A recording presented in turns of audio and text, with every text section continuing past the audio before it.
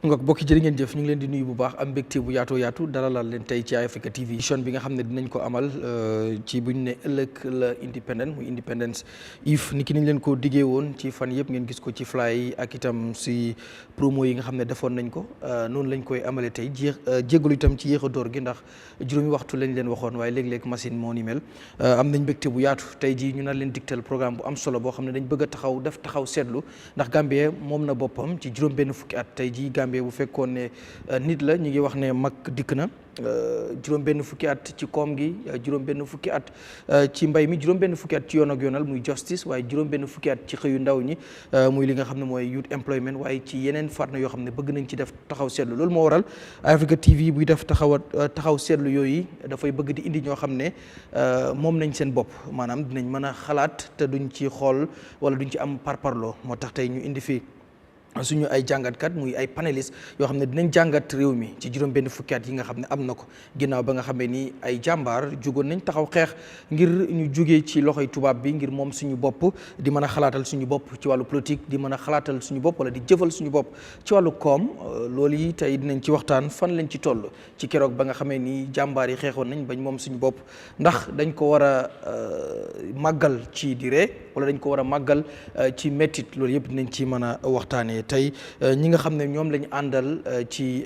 waxtaan wi tey bokk na ci nga xam ne mooy Nyang di Makom maanaam économiste dinañ waxtaan ci mbirum économie waaye am nañ fi ki nga xam ne itam mooy Nene Cham président of Gambia Bar Association moom itam nañ waxtaan waaye daf taxaw seetlu itam ci yoon ak yoonal muy ci justice bi ndax itam réew mu moom boppam dañ bëgg a xool ndax justice bi tëddee na njaaxaanaay loolu itam des nañu ci waxtaanee am nañ fi keneen itam di Madi Jobarteh moom bi nga xam ne bañkat la di xeex tamit ci wàllu àq ak yelleefu doomu aadama yi ñu koy woowee human rights activist moom itam mi ngi fi am nañ fi itam ki nga xam ne mooy Tobaski Tabu Njie Sarr di country director Westminster Foundation for Democracy moom bi nga xam ne moo leen teewal ci réew mi file moom itam mi ngi fi dinañ waxtaan ci lu jëm ci wàllu jigéen ñi seen taxawaay seen wàllu dooleel muy women empowerment fan lañ ci toll ci réew mi ci juróom benn fukki at loolu yi daas na ñu ko fi waxtaanee kenn du wax réew te waxu tasum xibaar moo waral tamit ci suñu panélistes yi ñu indi fi ki nga xam ne mooy Mohamed MS Ba doonoon ki jiite kuréel gi ëmb saabalkat yi maanaam taskatu xibaar yi ci réew mi moom it mi ngi fi ñu waxtaanee xool ba xam réew mi li ñuy waxtaanee nga xam ne mooy ñeenteelu ponk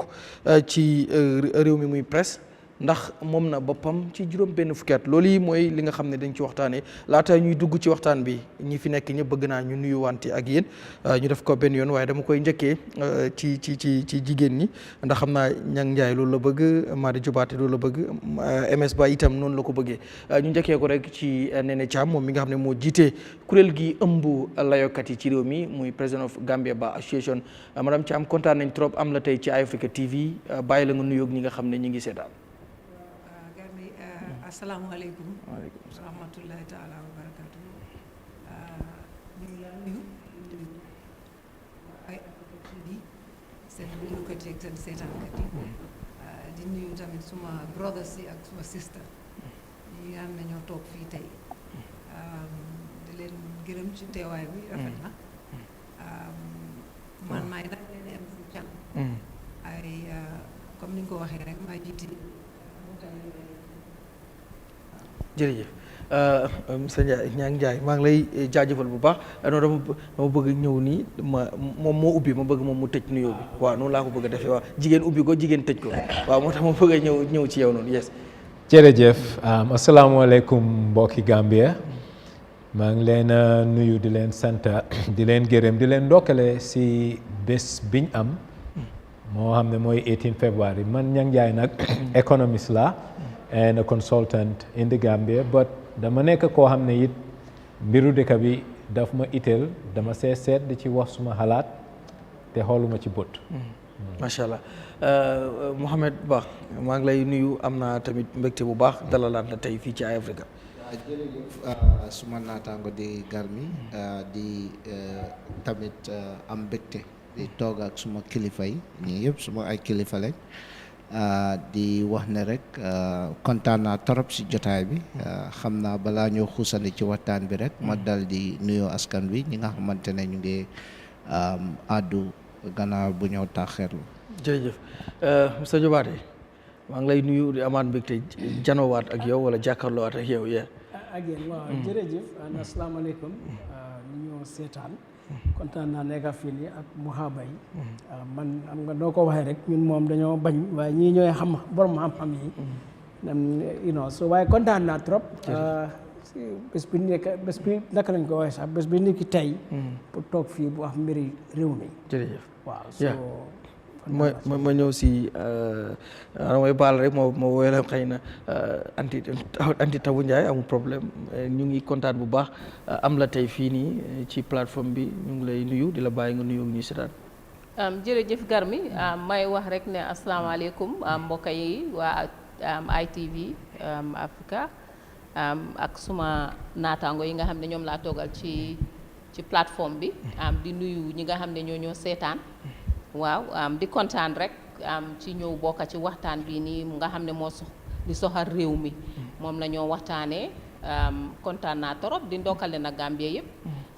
ci independence bi nga xam ne moom la ñoo celebrate ëllëg. jërëjëf ñu ngoog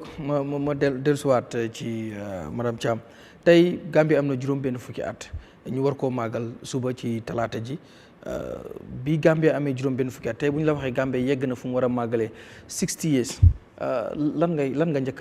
yëg lan ngay xalaat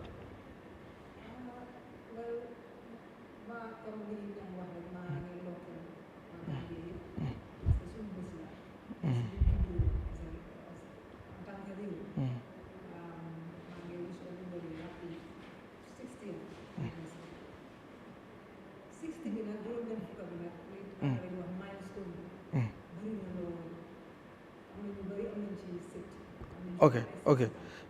sa mic waaw léegi dina bàyyi ma dem si Nyang ñoom ñu defaraale ko waaw Mr Njie balaa may delluwaat ci madame Thiam comme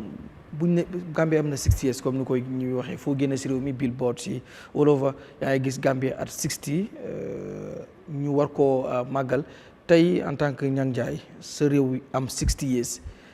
boo xoolaatee ci réew mi lan ngay njëkk a xalaat xam nga ñu ne dañ ko war a màggal man gëmuma ne dañ ko war a màggal sooy màggal dafa war a fekk nga toolu ci ay not mahama as knowledge pour nit waaye dëkk bi toolu ci ay level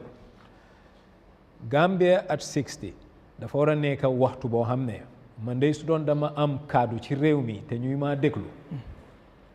duma ko def dara lu dul a solemn public holiday kenn du liggéey amut match amut dara ñu toog ndax ci jumaa yi la ndax ci cooc yi la ndax ci kër yi la ndax ci bantaba bi ñu am luñ war a laaj suñ boppa dëkk bi suñu papa yi ak suñ maam yi joxoon te ñoom bi ñoo génn àdduna o bi ñoo wàcca liggéey ci doxal dëkka liñ jox ñi fi nekkoon ndax ñun tey dinañ mën a jox suñ doom yi loolu lii la Gambien bi war a njëkkaa laaj boppam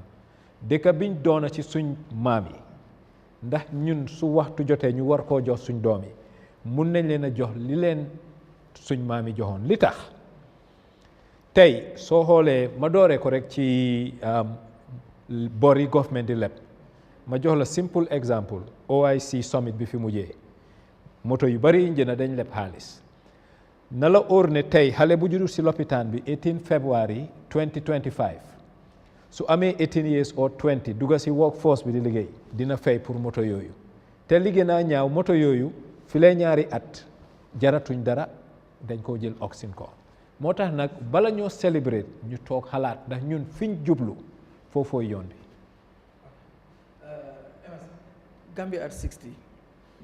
ku nekk am na nooy xalaatee comme bu ñu demee ba Gambia am 60 bu fekkoon nit la comme exemple madame ba am 60 years dama naan léegi nag jëm naa mag am na yu ma doon def mu ko def wala nangam tey Gambia am na 60 years lan mooy njëkk a nekk sa xel mi yaa ngi gis réew mi ni muy doxee ci aspect yëpp nag lan mooy njëkk a doon sa kàddu wala li nga njëkk a xalaat. jërëjëf Garmi si laajte bi. comme nu ko neene tàmbalee suma sista bi comme milestone la am na fuñ bàyyeekoo am na fuñ àgg waaye ndax mooy mbébét bi loolu moo war a nekk laaj bi ndax àgg nañ ci tolluwaayam ci kàttanam ak ci dëkkuwaay bi nga xamante ne ku nekk gis na ci sa boppa béykat bi gis na boppam ñi nga xamante ne ñu ngi jaay ci marché bi ndax gis nañ seen boppa ndax yoon yi baax nañ ndax tamit courant bi am na mbir yoo xamante ne waroon naa nekk li nga xamante ne passé nañ ko te soo xoolee celebration bi really concur naa with Nyang Njie ci lu mu wax yaakaar naa ne soo xoolee over 50 years ñu ngi celebrate independence ñu ngi def fanfare the same stuff bi nga xamante ne ñu ngi invite ay nit ñi nga xamante ne ñu ngi ñëw ci réew mi ñu ngi jël alal bu bari bi nga xamante ne ñu ngi ko cee dugal te rawatina this year alal bu bari lañ cee dugal foog naa ne soo xoolee réew yu bari even Ghana this year duñ celebrate duñ def fanfare celebration soo xoolee Tanzania bu John Pombe Magufuli bu mu fa nekkee woon dafa wax gaay ne duñ def fanfare bi because bu mu xoolee budget bi dafa wax ne loolu du dugga ci independence ba pare even ki nga xamante ne ñëw na fa the same thing la wax léegi gis nañ African countries yi ñu ngi reflect ñu laaj seen boppa ndax independence dañ ko war a def fanfare ndax dañ war a xool li nga xamante ne mooy waxtaan la war a nekk wala dañ war a gestu li nga xamante ne moom la réew mi soxla comme for exemple soo xalaatee ñu bëri ñu ngi wax over 100 million la ñoo spend mooy téeméeri million loolu xaalis bu takku la loolu su fekkee ne lopitaan la woon soo sampee façon yi lopitaan boobu waxuma ne dina nekk the best in Africa waaye dina nekk one of the best in West Africa wala sax tali nga xamante ne ñu ñaa ngi sona soo ñëw Eyeafrica gis nga tali bi nu mel coono la ak tamit ñi nga xamante ne ñu ngi ci dex bi am na koo xam ne sa maa ngi doon waxtaan moom noos la mu ngi wax ne am na ñoo xam ne dañ di bàyyeekoo ba Basse pour ñëw because major referral center bi bu Banjul buñ doon liggéey Banjul fii la nekkoon Ndembaan ba léegi mu ngi fa su da ngaa gis ne nit ñi coono boobu yow yaa ngi amee complications bi nga xamante ne problème la so da nga war a bàyyi ko ba Basse ba ñëw ci dëkk yoo xamante ne sax dëkk yu ruxee la moto du fa lii foog nga jël sareet nga dem ci yoon bu mag bi nga am moto nga ñëw ba Banjul ñeneen ñi sax dafa fekka xam nga soona nañ suñ àggee tuuti rek ñu dee ñu faatu comme façon yooyu lañ war a xalaat yaakaar naa ne independent bi da waruñoo fanfare man loolu mooy suma gis-gis doonte ne jógee nañ feena àgg nañ feena waaye ndax mbébét bi ndax loolu mooy mbébét bi ak tamit gestu bi balaa maa ñëw si maa rek ma delluwaat si Nene li ma doon wax mooy ci milestone lañ nekk d'accord naa 100% ak Nyang Njie li mu wax du nii lañ ko dee defee rek noonu la ñu continuer rek di ko defee rek toujours rek waaw man de ni ma mel personally dama dee try bañ a leb li ma munta am afford li ma munta afford mun naa ko ñàkk am so foog naa ne Gambia dañu war a réflexion bi dafa war a moo tax national dialogue bi démb maa ngi fa woon it's encourage ñu ngi ko encourage mu ngi start bu yàggul last 2 years yi waaye warut a em foofu te ba war a gën a yaatu tamit dañu war a wax mënuñoo toog rek ida dangaa ragal a treatment bëgg naa nit wax ma lan laa defut ak lan laa defut correctly ak naka laa mun a gën a defee li mu gën a baax ñun ñu toog fii li ñoo wax nii lu ñu war a déglu la parce que ñu ngi waxal not just suñ bopp waaye ñu ngi waxal askan bi man fi ma ko bëgg a seetee mooy am na fànn yu bari yoo xam ne of course fi ñu nekkoon 1965 ak fi ñu nekk léegi Gambie soo ko xoolee du benn waaye ndax àgg nañ fi nga xam ne fa la ñu waroon a àgg in 60 years gis na yeneen dëkk yi ko def ci much shorter period of time te dëkk bi dafa tuuti so loolu lu am solo la yi ma gën a soxal nag man mooy ndax ordinary Gambian lambda bi ordinary Gambian bi moom lu mu wax ak lu mu yëg parce que nuñ la ñoo xamee ndax réew a ngi dem kanam on man ci man loolu wéralu suma yaram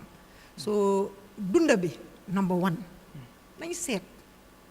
seetaat parce que ñun some of us dañ ne mun nañ koo afford waaye am nañu ko mënta afford tey rek maa ngi dégg ne mburu amul tey séeréer yi xam nuñ def tey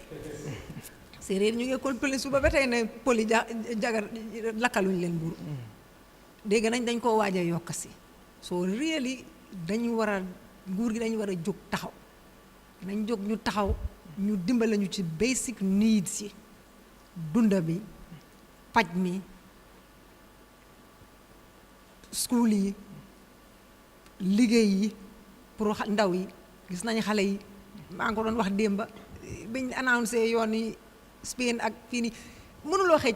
Bakul Street suñu ndaw bi suñu human resource nga xam ne mooy ñii ñoo nar a amee Gambia ëllëg ñu ngay daw pour bugg a génn dëkk bi waxuma ne ñoom amuñ responsabilité ci loolu de waaye tamit nañ leen tegal nañ jéem a liggéey tegal leen loo xam ne dinañ ci mun a jàppa mun nañoo jàppa ci lu bari nag there's two sides to every story parce que am na ñoo xam ne duñu daa doomi réew mi dañoo jógee ci biti ñëw meeg ko fi loolu tam mu ngi fa waaye dunda bi su demee bay difficult bay cher nañ seetaat suñu boppa ndax man nag mënumaa gëm ne 100 millions moo dem ci lii wax dëgg maa ngi ko dégg tey laa ko dégg xawma démba mënumaa gëm ne looloo ci dem parce que loolu dama xalaat ne xëj na feneen waaw so really mën naa waaw ma dénk ko fii nii rek waaye really nañ seet basic things yi Gambien ñun xam nañ ne àddina si yëpp dafa naqari waaye man su ma xiifee nga ne ma noo du fii rek àddina si yëpp la da loolu dina génnee su ma xiif du ko génnee bëgg naa gis yan jéego la ñoo taxawal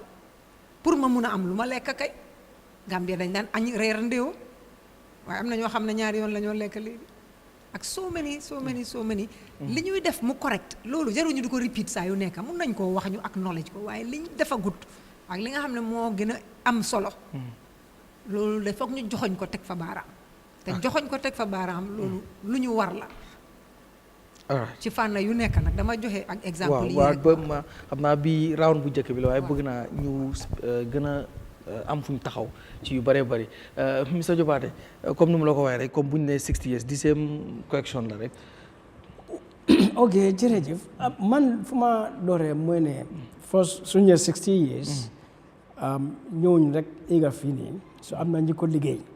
so dinaa gërëm sant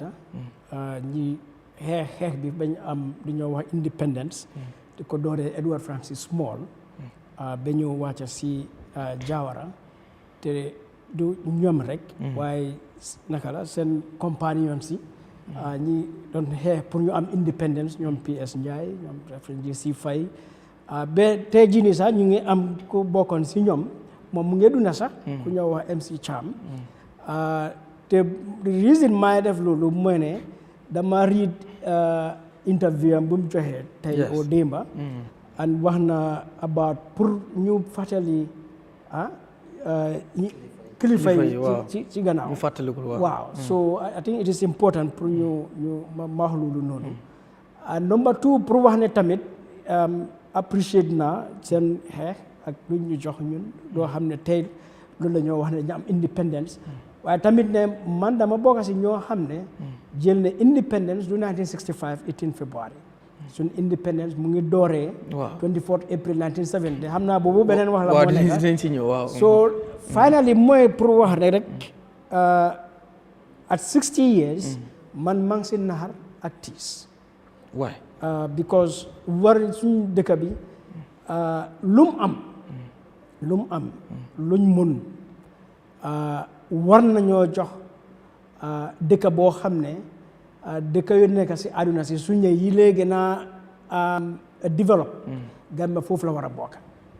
parce que am nañ ay nit ñoo xam ne tubaab bi ñu koy industrious people ñu mel ni man maa ñun ñëpp fii nii am nañ laan boo xam ne am na lu nekk te lu nekk xëj na si jànga nañ te am nañ ay aada ay diine yoo xam ne am nañ lu ñoo wax values so that suñ jàppee si yooyu noonu yëpp def ko ci liggéey si njiit si everything man dama jël ne 60 years tey jii nii bu maa ñëw seen studio du nekk yoon bii nii te li gars yi wax yëpp loolu moo war a nekk loo xam ne dañoo nekk di deñ tey man si beginning bi nga ne ko bañkat la activiste la ñun jànguñ ñun si ñii la ñoo jàngee te si économie si lu ñu wax leer na ñañ ne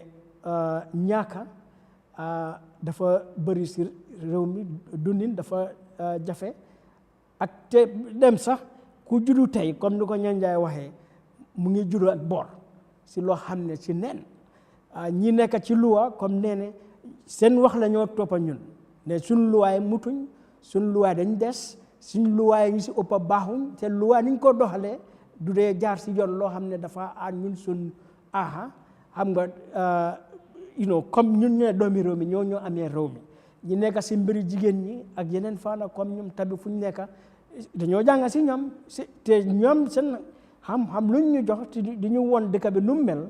mu ngi mel ni dëkk bi lu ñoo wax inequality injustice discrimination moo fi am te suñ ne république loolu warut a am ñëpp a war a am nekkut nag kii jigéen la góor la aussi xeet bi la bokk aussi diine ba ak yooyu noonu te journaliste yi ñu ngi fi ni leeral nañu mbiri yëpp so man as an activiste si réew mi fii si ñoo xam ne ñoo nekk ci liggéey bi dañu won réew mi naka la mel luñ jot a am at 60 dëkk bi mu ngi si torox tànge te comme ni ko ñañ jaay waxee 100 million nee na mu ne 100 million loolu mer noona ma lool dafa mel ni ba léegi ñu ngi am ay njiit ñoo xam ne affaire yi réew mi soxla lu leen te 100 million nga war a spend loolu si benn fan xam nga su dut sa spend loolu dara sax waaye ne dañoo dem pour match dañu war a toog façon daje nii ñoo moo war a nekk di xew si réew mi yëpp ne ñun 60 years defaluñ suñu boppa lu ñu toppatoowuñ suñu boppa lu ñu war a toppatoo suñu boppa so man bés ni ki tey maa ngi si naxar ak tiis waxtaan bi dañ ko continuer waaye ma fi am fii andi tabu Gambia moom boppam juróom benn fukki at ñu ci bëri di wax but tey jii Gambia am na juróom benn fukki at am nañ sens ñun bokk si ñu ko fekkee tey lan mooy njëkk a nekk sa réaction jërëjëf Garmi man fi maa waxee mooy li maa tegtal bi maa njëkk a joxe mooy man Gambie ñeneenti at rek la ma magee ñeneenti at la ma magee so Gambie dama koo gisee suma mag man ci suma boppa am na yokkute bu am ci suma dunda waaye du ne réew mee jàpp ci dunda boobu noonu am na fu mu ci téye waaw wax dëgg dinaa leen ko gërëmee because man fekkee naa république yi Jawara administration Jawara fekkee naa ko man ci laa jànga because tey man moo tax laaj bi nga ma laaj daf ma ñor parce que tey dama toog di xalaat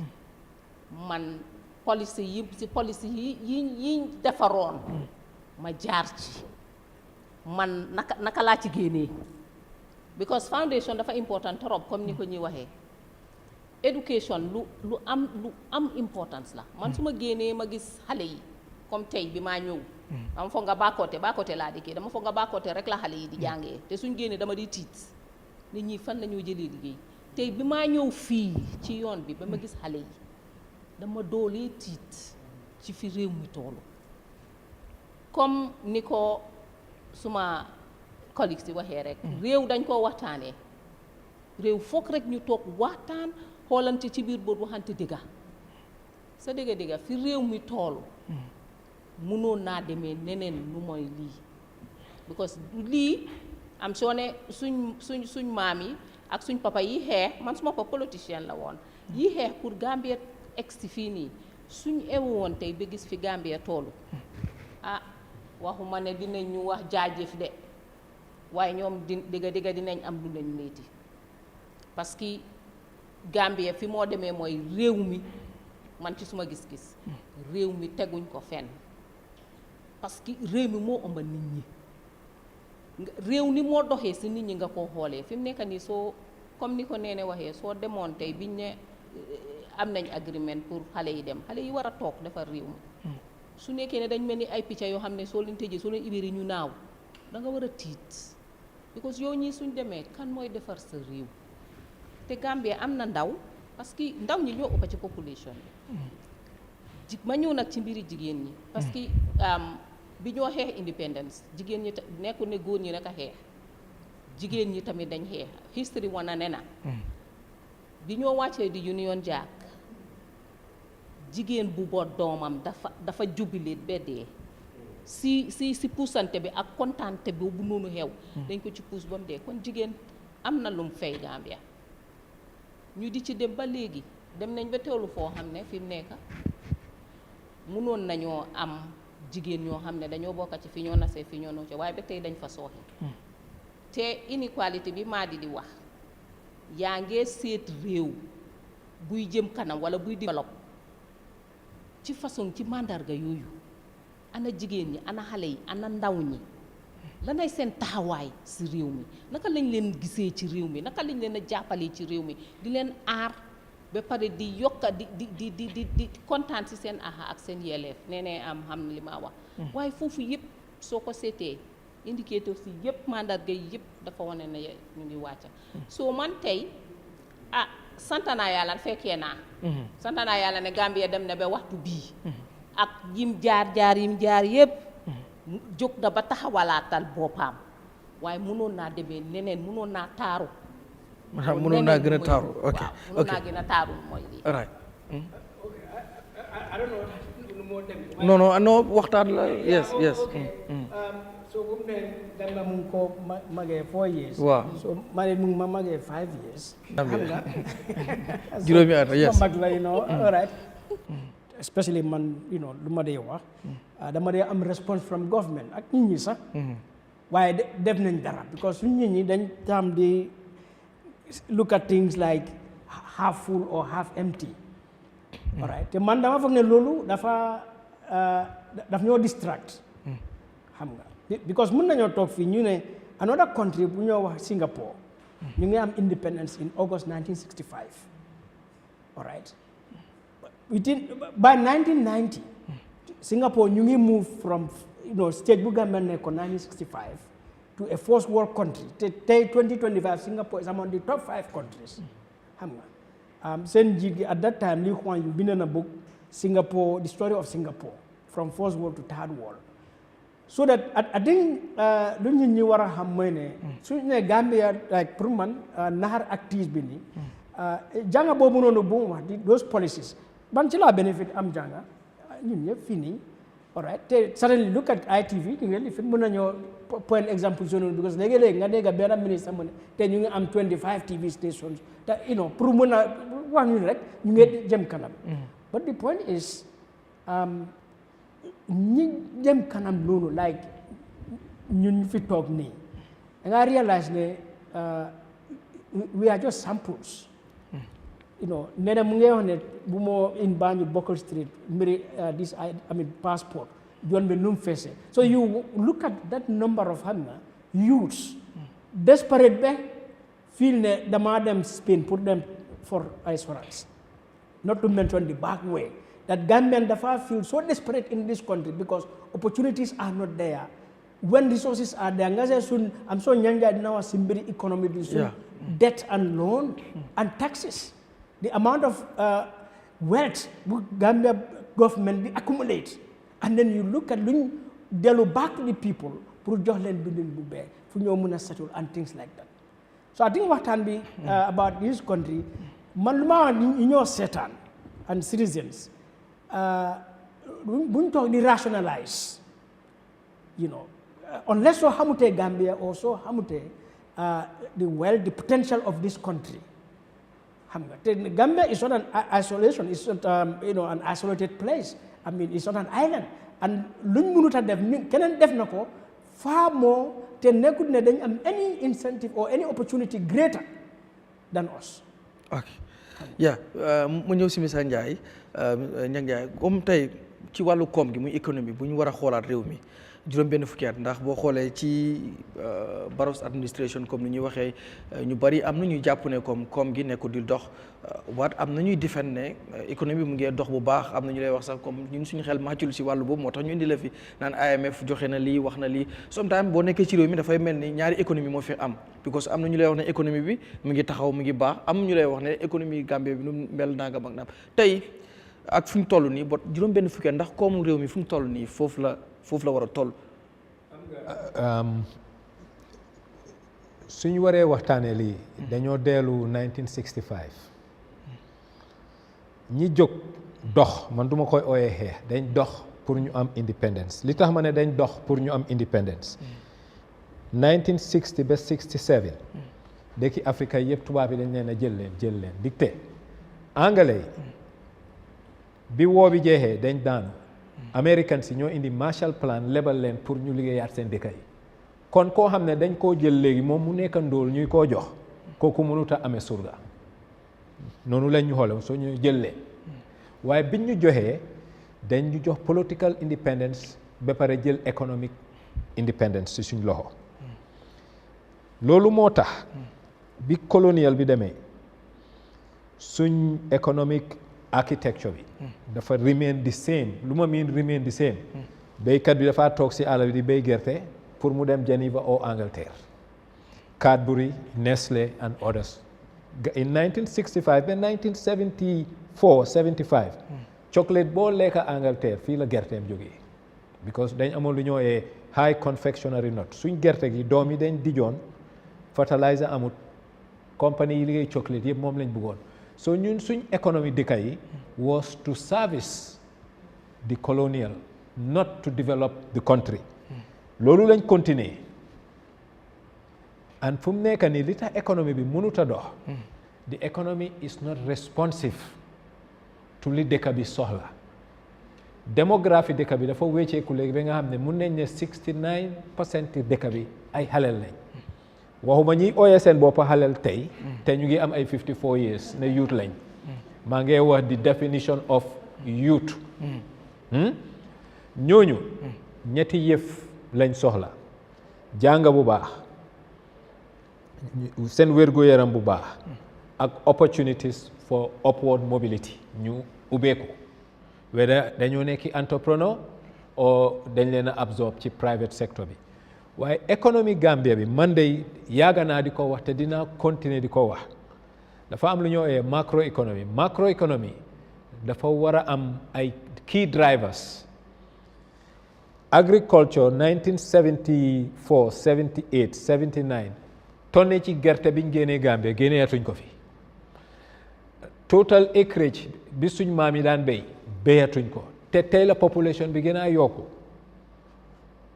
kon am na lu xew te correctut tourisme leneen lu war a indi xaalis waaye dëkk soo si dëkkee da nga war a am dynamic policy environment not static radio seat ñi ko indi woon ñoo fi indi tubaab loolu ba tey mooy xew waaye am na yu wecceeku ci àdduna bi global warming am na léegi su Europe tàngaayee Gambia du am tubaab because fii winter destination la su Europe seedee torop Gambia léegi dafa am pour compete Cape Verde Morocco and now starting Sierra Leone ak Sénégal so ñun suñ tourisme nomba si ñaan am duñ koy am ba pare li gën ci réew mi yëpp suñ laan bi ñu partagé ko jox ko ñoo xam ne sax they not into tourism te ñu ngi ci biir TDA bi so économie dëkk bi dafa am loo xam ne amut leadership economic management dafa soxla economic leadership président su toogee ci kaw moom mooy overall doxal waaye ñi nga xam ne dañ leen saytu teg leen ay béréb weda ci port bi la weda ci gamteel yi la weda ci nawek yi la yii moo nasaxal dëkk bi because key driver of growth is energy te energy in Gambia dafa seer te dëkk boo xam ne nga ne am nga 60 years not even 30% of your total electric output mënuloo koo generate war ngaa xoolaat sa boppa te soo xoolee tamit biñ amee independence ba tey suñ maam yi liñ ñu donale woon base dañ ko daan liggéey cotton di ko export sesame dañ ko daan liggéey def ko diw Gambia amatut soo duggee ci yeneen faana GRT dañ daan liggéey gaali weñ gaaga amatut so definitely nasaxal nañ dëkk bi te li kon nasaxal amuñ sincere leadership top down not bottom up de top down lan mooy doon sa réaction bëgg naa ñu ci leen ponk bot moom économiste la wax na bot du ñàkk yéen tamit am ngeen seen gis-gis ci koom gi koomu réew mi 60 years lañ nekk bot tamit réew mëntu dox te amut koomam taxawut te yow boo ci doon indi sa jàngat wala sa gis-gis en tant que doomu réew mi ci li nga xam ne économiste moom joxe na ci li nga xam ne mooy jàngatam maanaam analyse am yow boot yow sa réaction lan lay doon ci koomu réew mi yokkal ko sax ak groundnut oil ñun suñ biñ nekkee xale suñ daan romba saaru dañ daan yàkkamti xeti gerte gi boobu GPM bi mu ngi wal gerte gi di ko defar diw I think man duma économiste ñang mu ngi fi waaye ndax ñun am nañ loo xam ne dañ ko export di ko defar di ko génnee ci biti lu mu néew ndax am nañ luy génn because luy génn mooy datu mooy indi foreign exchange si suma lay economist view so lan lañ wax defarati loo xam ne suñ bëggee ñun dañ nekk dëkk boo xam ne lu nekk dañ ko import maalo mi maa ngi ñëwaat ci li séeréer ñu bëgg maalo mi suñ mënut a béy suñ own maalo really dañ war a seetaat agriculture bi dañ ko war a seetaat bu baax a baax because soo amul lu bari sax nga mun a dundal sa boppa soo munee dundal sa boppa sori di nga sori den di nga mun a def yeneen yi waaye soo ko munut then how can you cannot be taken seriously so am na excuse boo xam ne government bi mu ngi ko joxe boo xam ne jafe-jafe bi ñuy am ci wàllu koom bi nekkut réew mi rek waaye àddina bi ñoo ko nekk loolu laa la wax xam nga dama njëkkee bu loolu bi ma njëkkee dem bi ma njëkkee ñëw ci man wax naa loolu su ma lay view because dama ne su ma ne la dama feebar nga ne ma du yow kenn rek loolu méttiwut loolu wéral suma yaram te loolu du ma mën a neex li ma gënal mooy nga wax ma li nga jéego yi nga jël pour man saafara man suma problème den man dinaa la mën a muñal kenn waxut ne dara doxut dara doxut mais am na yuy dox waaye am na yoo xam ne dañ important torop te doxuñ te loolu dañ ko war a toog waxtaanee ko ñun nangu ko nag nañ ko nañ nangu fi nga xam ne foofu lañ sooxe ndax ñu mun cee jóg parce que feebar balaa ñu laa nangoo faj nga nangu balaa la faj nit di ñëw la faj sax da ngaa nangu ne da nga feebar balaa maa dem ci I don't know dama ko njañ sax foofu rek suñ public policy makers yi dañ ci gaaw Ukraine ak post Covid loolu waxi ku daanu ci saret la post Covid ak Ukraine is a global phenomenon and is affecting logistics globally waaye bu fekkee ne da nga xarañ nga xam ne lii mu ngay affect logistics and logistic mooy freight movement yi bagage li nga njëkkaa def da ngaa ut lu ñoo ooyee import substitution naka laay wàññee li ma jëlee ci biti Gambia war naa toolu foo xam ne orange juice ci supermarket yi war na nekk Don Simon Gambia war naa toolu foo xam ne meew yi ci paquet warata nekk fu moo jógee tamaate pot warata jógee fenn furut Gambia am nañ suuf bi am nañ man power bi am na lu ma la fàttee wax Gambia dañ amoon compagnie la Gambia Tannery dañ daan liggéey der di ko jaay bay Italie BMW Mercedes dañ si daan liggéey toogu compagnie yooyu yëpp fail nañ te yu government la woon lan moo wrong ci dëkk bi is simple government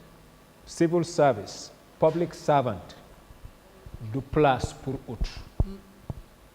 place pour dimbali la waaye nag léegi mentalité Gambien bi te li door ci nguur gi de dañ ko doonaat ko from nguuri Jawara ba tey kuy wàcca school ne xamuloo nit custom dama fa bëgg a liggéey because foog nañ ne bunti utukaay la lii lañ war a génnee ci xeli nit ñi ne li ñëpp moom benn nit ñaari nit ñetti nit waruñ koo téye di ko akimu waaye ñoom it liñ fàtte suñ jëlee li ñoo akimu yëpp ba tey ñu ngi dëkk si dëkk boo xam ne mu ngi am insecurity am rooba si dinañ leen roobi comme ni ñoo roobee baadoola bi so it's a zero sum lii mun a wécci lii ñu am nit ñoo xam ne dañ am country before self bu dul loolu rek waxtaan bi 100 years dinañ fi toog di ko wax lu am solo foog ñu delluwaat ci value suñu value si rek parce que wax naa ko démb mën nañoo am alal ba mu jeex mën nañoo am anything resources waaye ñun ci suñu bopp niñ ko manager ñun su suñu value si correct values yi nga xam ne suñu maam yi moom lañ amoon ñu waxuma ne amuñ ko waaye dañ comme li ñang wax léegi nañ xalaat dëkk bi du fiñ takka xar rek fara wala rekkee ñax mi su fekkee moom kenn moomu ko nag loolu xar la te ñun ay nit lañ dama ko waxin la rek dama ko dee wax soo dañu war a seetaat daal ñu seet ni ñoo aaralee dëkk bi ni ñoo gardelee dëkk bi alelam ndax ñëpp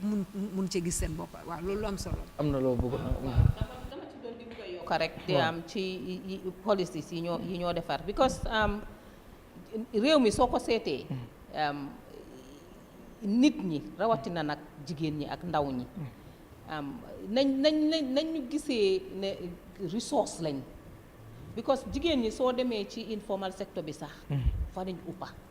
te dañoo liggéey xeebuñ benn liggéey yow jigéen ñooñu noonu soo leen jëlee nga tàggat leen ba pare jox leen jumtukaay yoo xam ne dinañ mun a dimbale seen boppa ba pare jaay parce que fi nga xam ne man dama foog ne approche bi ñu amee depuis ca maam ya ba tey benn approche boobu lañ amee dañu suñ la joxee ministre nga indi sa policy bu ees gënoon naa bon sax si jamono ci administration bi la nga xam ne ministre du yaaga sax si li bu dooree balaa moo dem digga sax ñu yóbbu ko feneen keneen ñëw dooraat bu ees nga dépasse ci xaalis bu bari nguur luy continuer la nekkul loo xam ne dafa taxaw nga indi sa xalaat ok sa xalaat baax na waaye la nga fa fekka seetal naka nga koo defaree ba askan bi mun cee jëriñu yow loolu comme li ñañ doon wax yow sa liggéey mooy nga ñëw jàppale askan bi soo fa fekkee policy mu am fu mu em bul ko puus yokka ci because yaa ngi fa am ay jàngakat yaa ngi fa am ay technicians waaye approche bi ñu amee suñ maam yi ni ñu doon dundee seen policies moo nekk di dox nii sax ba pare sax mu mel ni dañ ci jaasoo sax because léegi-léeg nga toog ci forum boo xam ne ñu ne police la boppa bee génn bi sax doo ko xam yow si sa boppa sax dangaa gën a confuse te forces yi ñëw fi mu nekk lu mel ni climate change soo xoolee jigéen ñi climate change daf leen affect bu baax fi mu nekk nii sooy dem ci dex gi before ñun time bi nekkee tàngu dangaa gis saka su time bi nawet dangaa xool fu green ba yow sa boppa sa sëb dangay miir waaye right now fi war a green yëpp ñu ngi fa def ay infrastructure te soo laajtee du ne dëkk baa ko moom de te ña kenn nit moo ko moom te laan boobu noonu fa lañ war a jëlee njiif fa lañ war a jëlee li ñoo lekka during Jawara's time Kuntawur moo nekkoon di food basket Gambia yëpp ba sax ñeneen ñi sax di ñëw di jegaan si di ut si lekka fii nii léegi demal Kuntawur nga romba boor boobu noonu yëpp a dry lan naka la ñoo mun a def pour revive loolu mu ngi fi mun nañ koo def mun nañ koo waxtaanee ana borom xam-xam yi ñëw toog ñu seet naka la ñoo mun a nga xam ne duñ jegaaneeti li ñoo lekka parce que li nga lekka soo koo jegaane dafa cher te soo amutee xaalis boo xam ne mun nga koo jëndee mooy waral suñ xale yi daw di génna mooy waral crime rate bi dem op kenn ku nekk yaa ngee daw pour survive Gambia fi mu nekk foofu la toolu xale yaa ngee daw pour génna ñi nga xam ne ñu ngi nekk ci liggéeyukaay yi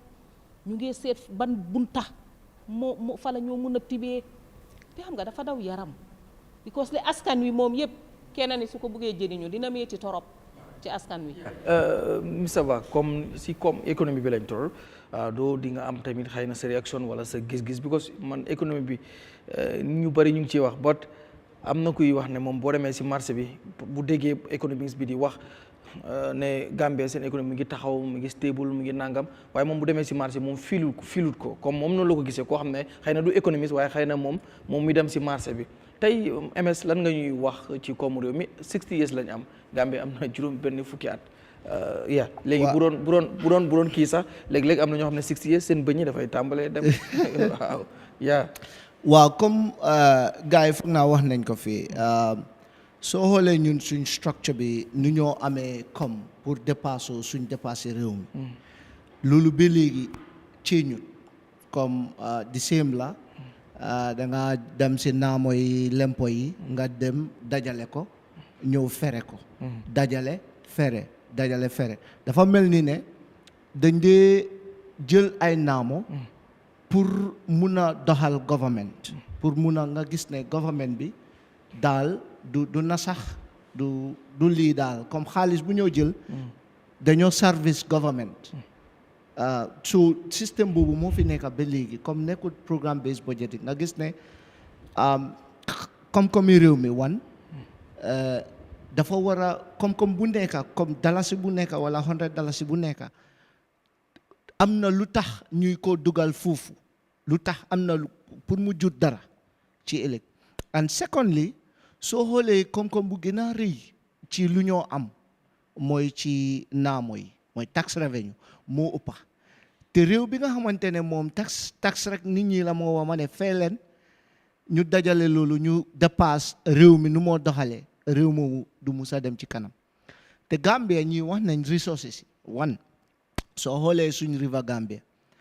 EU ñëw na fi pour ñu def a deal with the government te luñ dee fay luñ ñu dee jox loolu ñu bari wax nañ ne loolu comme soo dugalee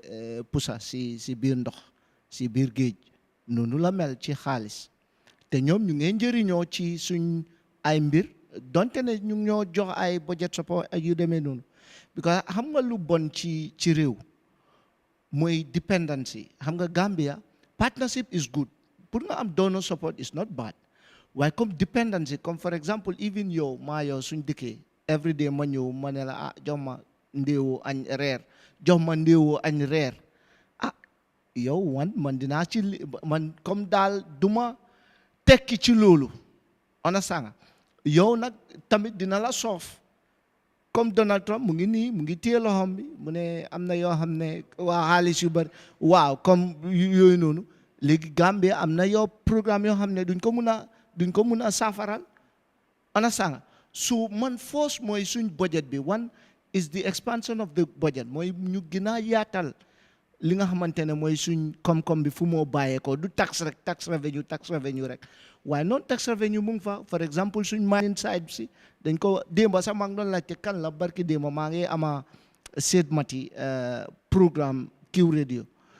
ma laaj ko ma ne ko Seyd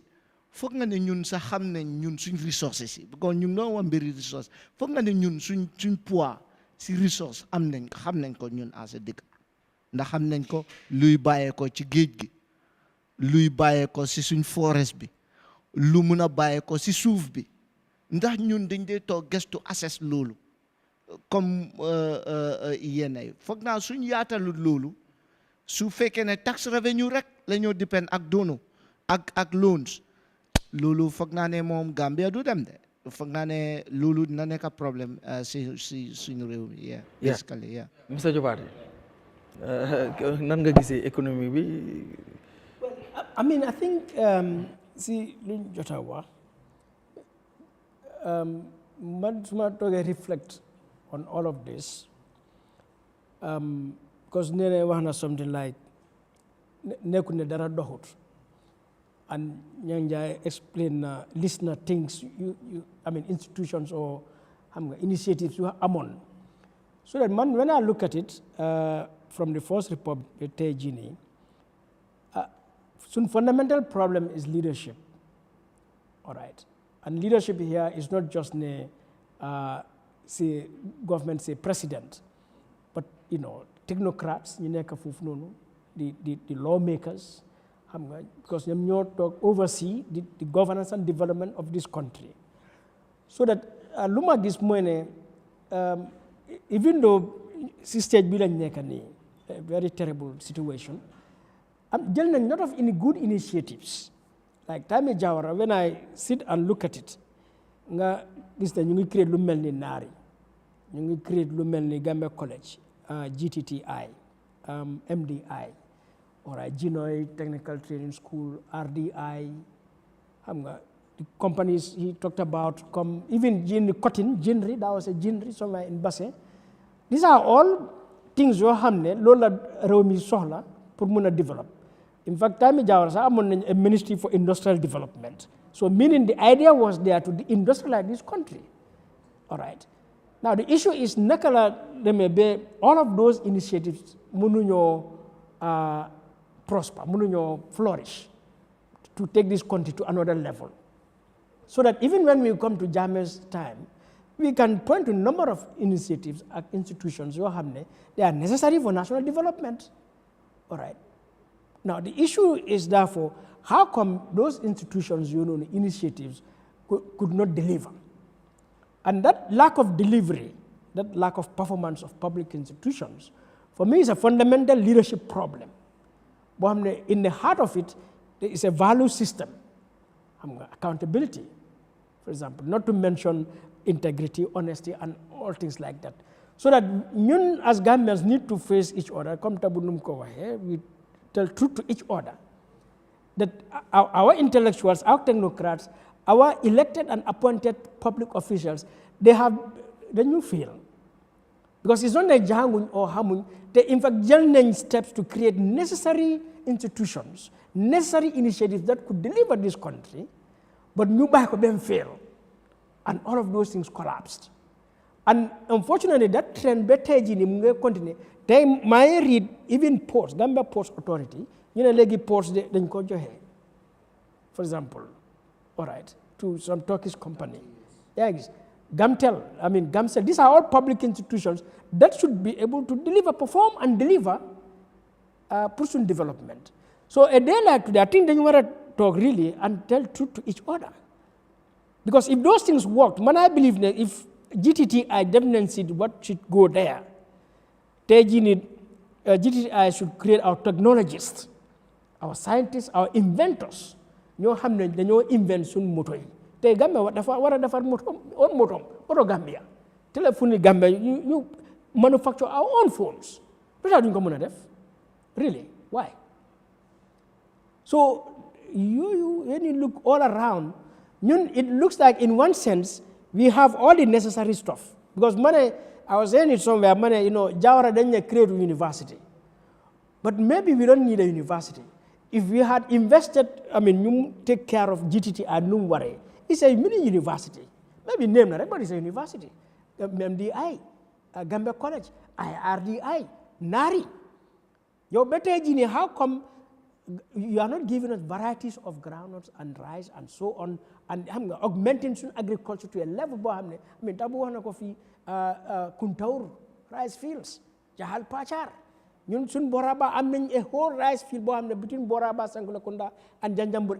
it's a basket, a food basket. And Garmi man read na Jawara's book, the Karaba, and appreciate na Jawara. I came to realize Jawara was a visionary leader, and and had all the ideas, and created all the institutions. But my issue became, why didn't they deliver? And that delivery appears to be Nyunsun problem. And Lolo Dumana until there is accountability. And the honesty, our intellectuals, our technocrats in charge of our institutions of governance and development, whether they're in the government or private sector or civil society, and we need to deal with this because Tabuana forces happening, climate change, terrorism, the geopolitics in the world. Look at Trump, all of these things. What is happening in EU, Ukraine, Russia, Ukraine, even China. So when you look at it going forward, 25 years' time, what do you think the world will be like? If the world should close, do we have the capacity to sustain ourselves for 3 months, for 6 months? Soon leaders, technocrats, are they thinking about that? So instead of do you invest in our own self, you challenge each other to perform, to deliver, hold each other to account, you make the shed of state assets. In one sense, or the land for the waste public resources. Then you are a pass lulu. Honestly. Raba, bugi Jawara. Hamga Gambia ñetti faces la am. Ñi dé wax ne Jawara ambitious amut ambition or try. Then understand it because da nga wara understand the global 67 Arab-Israeli war, boycott 70, coup d'etat, then ERP. So a lot of things went against Jawara for bulk of his tenure because internationally doo jox xawma reason tamit government bi si ñoom it ñuy jël excuse si maybe no maa ngi ñëw because I'm setting a framework pour ñu gis Jawara Jammeh ak fii so Jawara ERP bi si lañ liggéeyaat dëkk bi institution wise because Jawara dañ ñoom Malcolm McPherson USAID ak banque bi dañ dem si moom ñu ne ko Gambia must go through an economic recovery program mu ne leen lan mooy economic recovery programme ñu ne ko da ngaa retrench da ngaa wàññi nii da ngaa def nii mu ne suñ ko defut lan mooy xew ñu jox ko consequences yi mu ne leen go ahead. It was very difficult, but Gambia came out successful. Smaller civil service, very good civil servant, and strong Gambian institution. But we grow private sector. Then, come 1994, even though I'm a short-lived embargo, was it how you call it again? Sanctions. But Yahya Jammeh was very lucky. Dafa ñëw at the beginning of the tech boom and the oil explosion. So we got a lot of money. Bepare donors, they were more into gender. Access to education was more important than quality of education. Lolo tax Jawara amutoon schools yu bari. So when they said access, ñu jox Yahya Jammeh ñuy build schools fu nekk. And fala education in Gambia already them downhill. Now, Yahya Jammeh did a lot. Nguur gi opportunity biñ am Yahya Jammeh ak ñële amuñ ko. Dañ am lu ñu ooyee goodwill, and goodwill da nga koo monetize ñu yóbbu leen round table nit ñi pledge nag dafa am lu koo mutali li koo mutali yow sa commitment la. So all those went into thin air, and we are talking about hundreds of millions of dollars that was earmarked for Gambia, and in the end it went to other countries because immediately after Gambia amoon na yeneen crisis yu am. Then Gambia stopped being a darling development partnership door di yóbbu seen xaalis feneen. So what li ñu war a def su fekkee ne dañ bëgg a dëkk bi dem, you cannot beg your way to prosperity. That's the first principle. Mënuloo saraxtu ba tabax kaw taax soo nekkee individual laa de yow mënuloo taxaw si juma oo dem fële ñu laa may ba nga tabax kaw taax. So begging will not take us there. Gambia, the only way out mooy productivity. And productivity in this country is very low, output. Why is output low? Our labor market is highly dysfunctional. Masong yoo gis Gambia, foreigners, electrician, ñawkat, welderman. So Gambia, then you want to go back to the drawing board of lan moo form the formal sector and the informal sector. Our banks are meant to finance people who want to bring container jaay ko in 60 days ñu jox leen LC ñu dem su ma bëggoon a tabax hotel tey banque Gambia mënut maa lebal because grace period yi banks is less than 36 months. By the time nga am land ñu defal la sa plan ngeen door yaa ngi 4 years 5 years, so it means you are paying the banks before you receive revenue. Central bank, we used to have a development bank, failed. Agricultural bank, failed. Now suñ mënee toog even 20 institutional capacity, it's a problem in Gambia, and tubaab bi am na lu ñu dee ooyee Peter principle. Am na ñoo xam ne dañ leen dee promote beyond their competence and ñu nekk njaaxumi dëkk bi lii moo bari léegi ci réew mi. dama bëggoon a yokk tuuti rek man fi ma ko xoolee mooy Gambia dafa mel ni ku nekk da nga bëgg a soo ñëwee nga ne man dara nekku fi woon man maa def lii. soo fa fekkee lu nuroo ak li nga bëgg a def sax yow doo jàppa ci loolu nga gën koo dëgëral da nga koo bàyyi nga dem defi leneen ba pare nga change tur yi tamit so the names keep changing fekk it's the same institution same doing same work instead of ñu strengthen comme ñoom Jawara li ñu fi bàyyi su Yahya Jammeh ñëwoon ni yëpp mu téye ko fi ñu ko bàyyi mu jël foofu dema moom keneen tamit ñoo jël fi mu ko fekk mu dema moom bañ a ñëwaat create you cannot reinvent the wheel. So loolu dafa du si institution yi rek de dégg nañ ci mag ñi liñ wax some of them even at the TRS suñu civil service bi ñeneen daña jógee yeneen dëkk di ñëw di ko study at that time Gamtel dañu daan wax ne second to xaw ma South Africa xaw ma fan bi fa Job Bakary Ndiaye nekk ak some other soo ñëwee nga fekka bi ko ñi njëkk a ñëw fekkuñ dara foundation lañ doon build suñ bilee ñu seet nañoo demee of course am nañ seen shortcomings waaw loolu yëpp kenn waxu ko but building parce que ñi fa nekk léegi suñ fekkee am na lu ñu génnee woon tam li ñu fa sampa su keneen ñëwee tam dina génnee loolu indi leneen ba ci tali yi sax how many times dañu war a defar tali over and over again every 5 years am na pax dañ ko war di maintain xam naa ne it's difficult if we don't have the waaye comme ni ko Nyang waxee foog ñu seetaat naka la loolu di demee at least ñu mën a enu suñu bopp if necessary ñu tighten belt suñoo tighten belt tam ñu xam fan lañ koo defee ñu seet ndax am na luy waste ak naka la em ñu fata boor yooyu noonu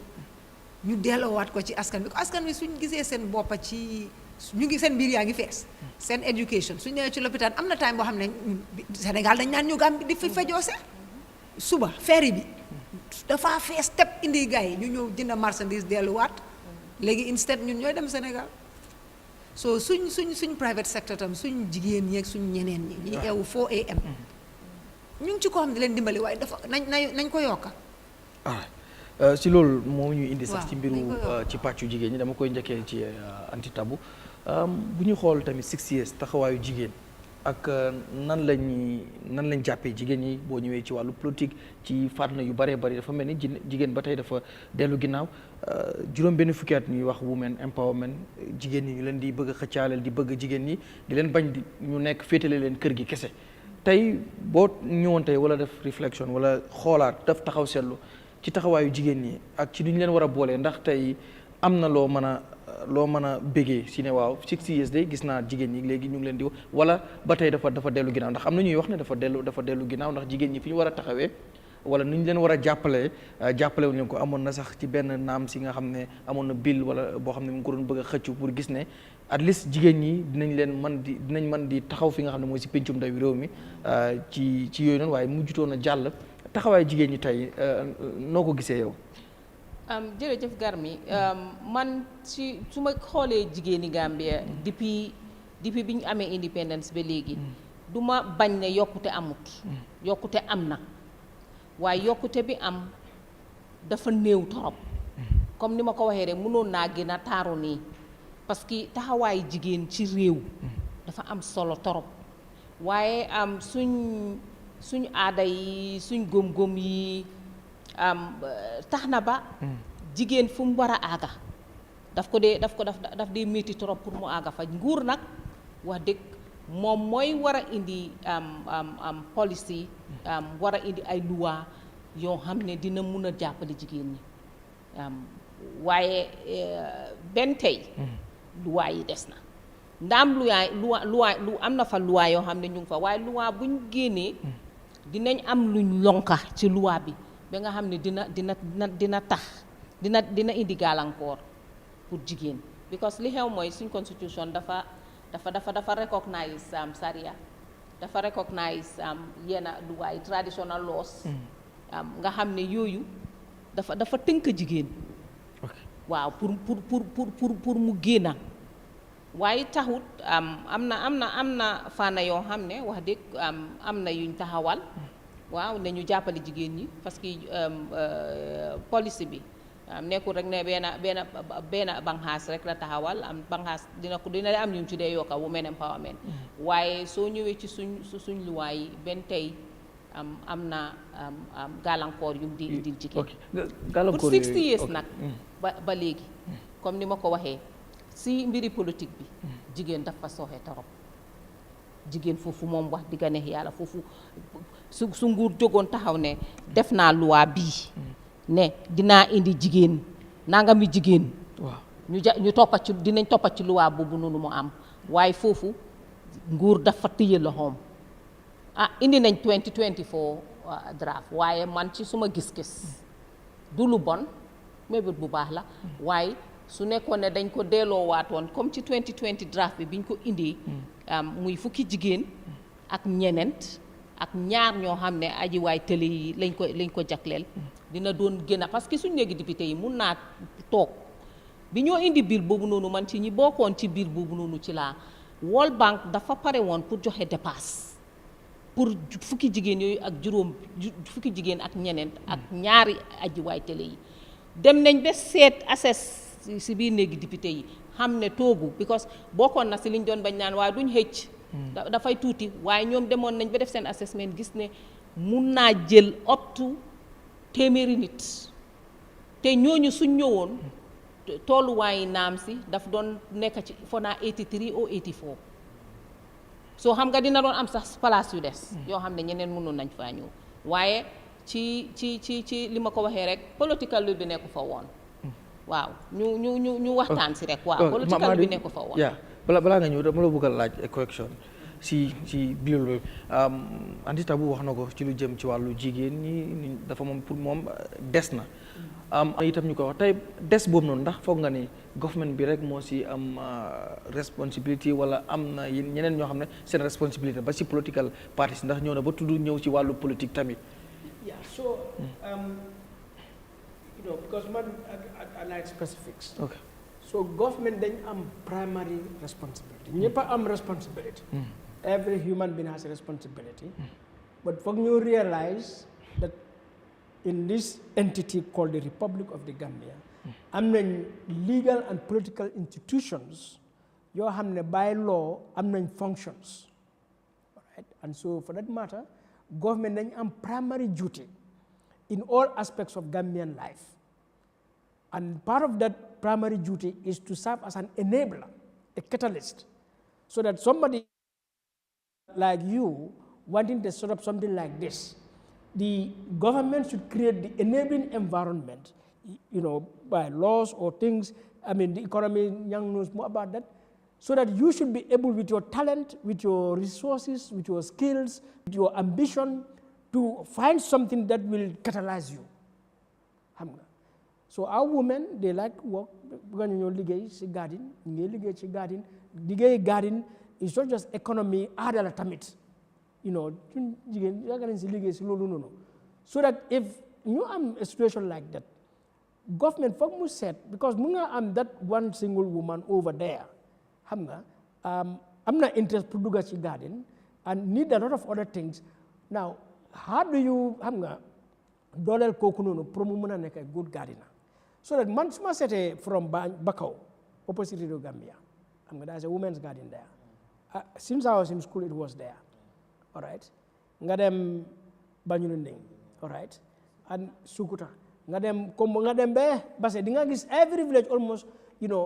but then go to all those places. Nga said, government, even with all the projects new, what facilities in terms of storage have you put there? In terms of other implements, but also in terms of marketing. And in terms of policies, come why you import Don Simon, all these things.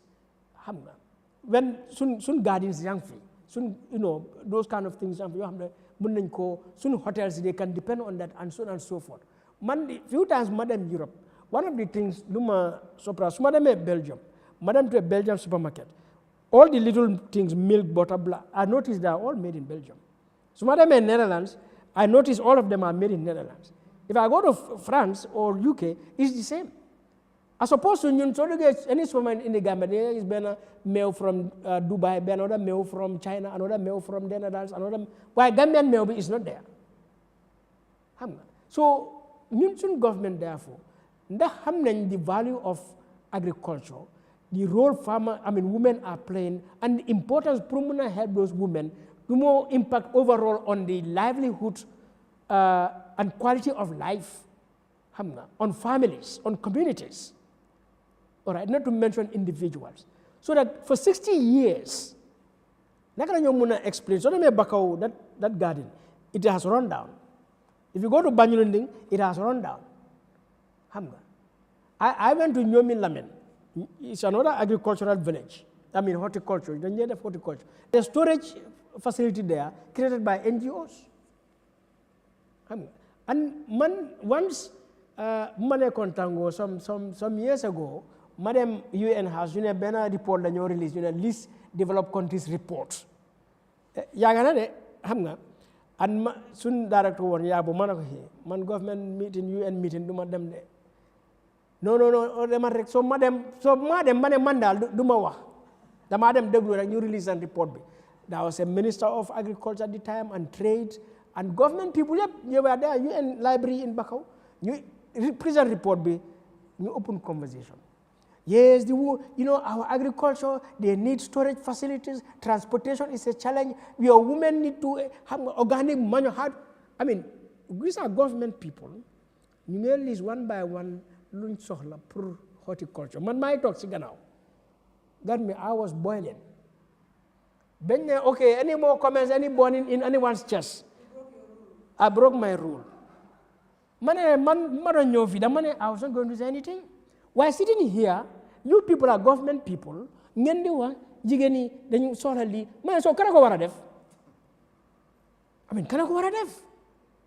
UN is here, all these projects, you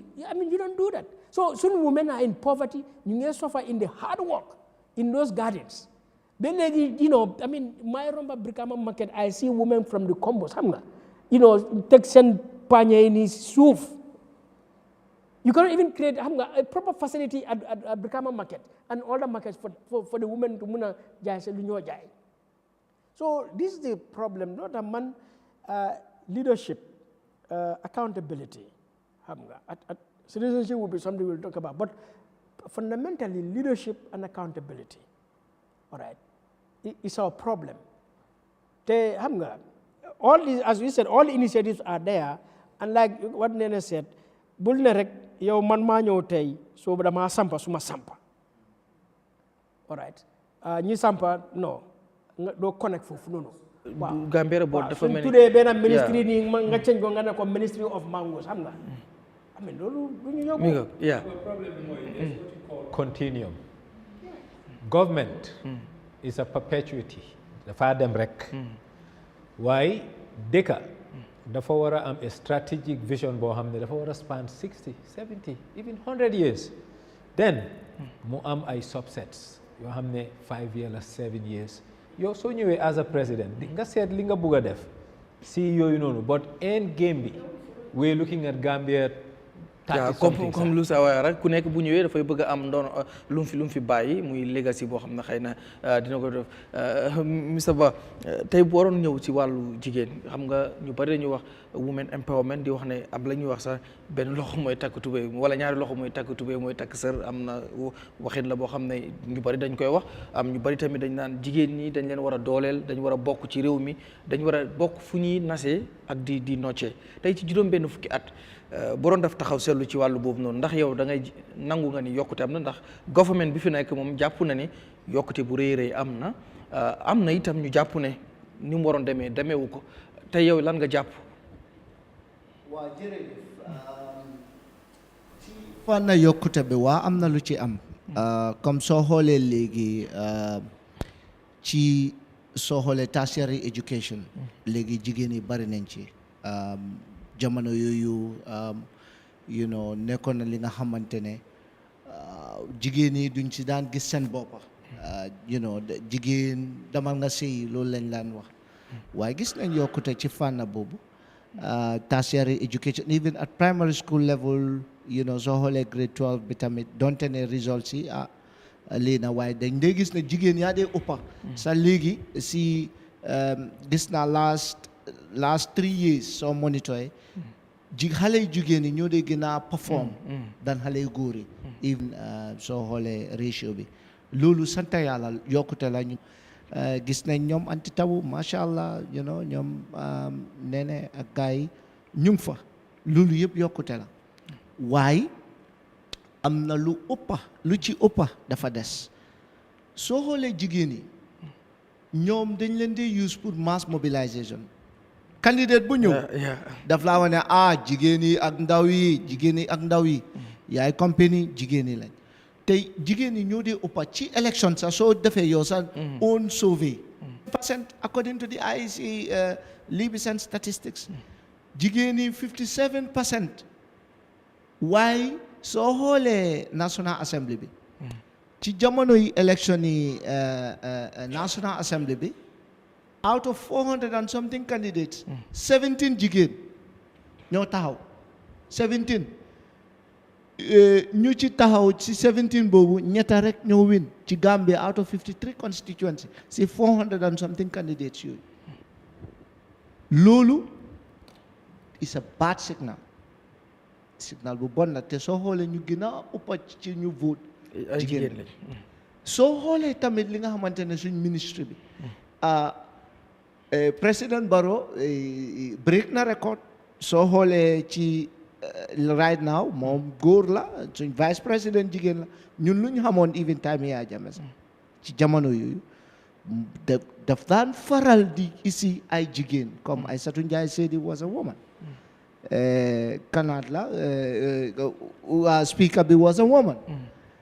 nga ñëwaat ci li nga xamante ne bu mu just ñëwee Fatmata Tambajang was a woman. Dr. Aïssatou Touré waaye after continue wut. and the former speaker dafa isi góor. ona sanga comme ñun dañ bëgg a gis jigéen ci fànn boobu te nekku ne rek dañ leen war a jox comme nekkuñ ne te soo xoolee ñu dee fay gën a fay tax ci informal sector bi jigéen lañ. even council yi jigéen yaa leen nekk di dundal because soo xoolee soo demee marché Serekunda rek kii wan na Brikama jigéen yi ñu uppa si ñuy dundal seen $10 yi nii waaw man dama dee dem si marché yi di xool nga gis ñii seen palaat yi even sax ci ngoon si nii soo demee ci yeneen palaat yi da nga gis KMC ñu ngi jël ñuy jaaykati ebe yi jaaykati gerte yeeg jaaykati yooyu noonu waaye lu tax ñu relégué jigéen yi foofu lu tax jigéen yi duñ mun a nekk ci National Assembly bi ay ñetti jigéen rek nomination bi daanaka duñ wax loolu because jigéen yi am fa waaye 5 jigéen all together so loolu issue la te jigéen ñi ñoo ëppa ci réew mi te su ñëwee pour wax seen kàddu xoolal meeyo yi ndax loolu responsibility government kese la responsibility government la responsibility government sax mooy primary responsibility because one soo xoolee lu tax nekkuñ di am loolu mooy one xam nga foog nga am loi moo dee doxal réew keneen mënutayee non jigéen ñi ñun dañ bugg a nekk ci National Assembly bi ban loi moo la doole constitution bi 2020 draft bi was a golden opportunity. xam naa dinañ ñëw si wàllu draft constitution bi. Speak for the. You see, Gambia, we are a republic. I think nit ñi war nañoo understand the meaning of republic. xam nga suñu republic lan la tekki. xam nga at the heart of it, republic is about equality. All right, sovereign equality of citizens. te ñun fii census bi dañ laa woon ne women jigéen ñi ñoo nekk 52% ñoo ëpp góor yi so loolu is a justice issue that therefore dëkk bi suy dox dañ si war a bokka ñëpp a si war a bokka and we can have a situation boo xam ne ñi ëppa ñoom bokkuñ si doxalin bi xam nga si decision making bi ñi xam nga ñi néew amin ñi tuuti ñoom ñooy dogal amin loolu is injustice te loolu nekk na si fànn yu bëri and one of the problems lu ñu am as a country since independence soo dëkk bi mënut a dem mënuñoo fexe ba create minorities comme whether religious minorities or even ethnic minorities so nga seet su National Assembly reflected the character of the Gambian nation because of the inequalities. Just follow est-ce que yow loi yi ngay wax nii sax yaa ngi wax comme government bi ñoo war a tabax waaye what est-ce que sax political parties party leaders ñoom bëgg nañ ko sax. Exactly so loolu laa ñëw that even the political parties that mentality te loolu foog ñu create ko people ñu accept ne dañ war a am equality in this society all right in leadership not just in opportunities in leadership in participation all right and so a lot of barriers are there ñoo xam ne mu ngi prevent participation and leadership for certain people on account of ñoom si luñ doon te I mean 2023 du yéena 2021 indi that amendment bill to the parliament I mean góor yi toog si biir parliament ñu vote ko down in the whole parliament we have only 3 elected women so the malaise of this country xam nga for me goes back to that leadership yow soo nekkee political party leader of any party in this country yow what do you believe ne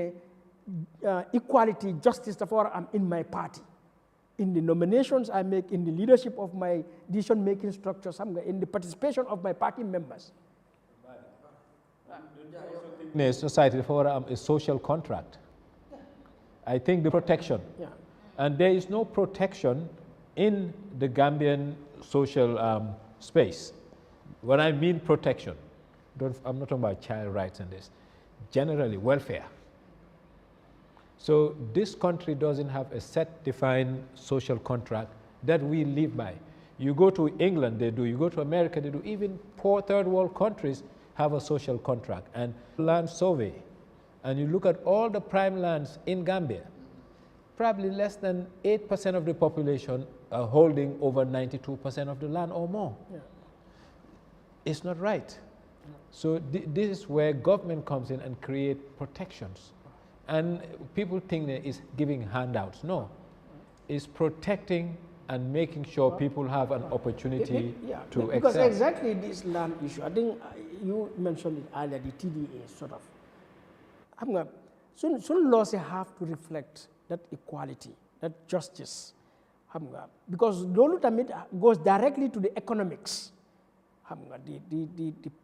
poverty, if you want to deal with poverty. So imagine you're in Sukuta or, Bijilo or Kotu or so, 800 kilometers, 800 meters, I think, from the land, from the sea shore to the, is TDA. And then you give that TDA land, so-called TDA land, to a private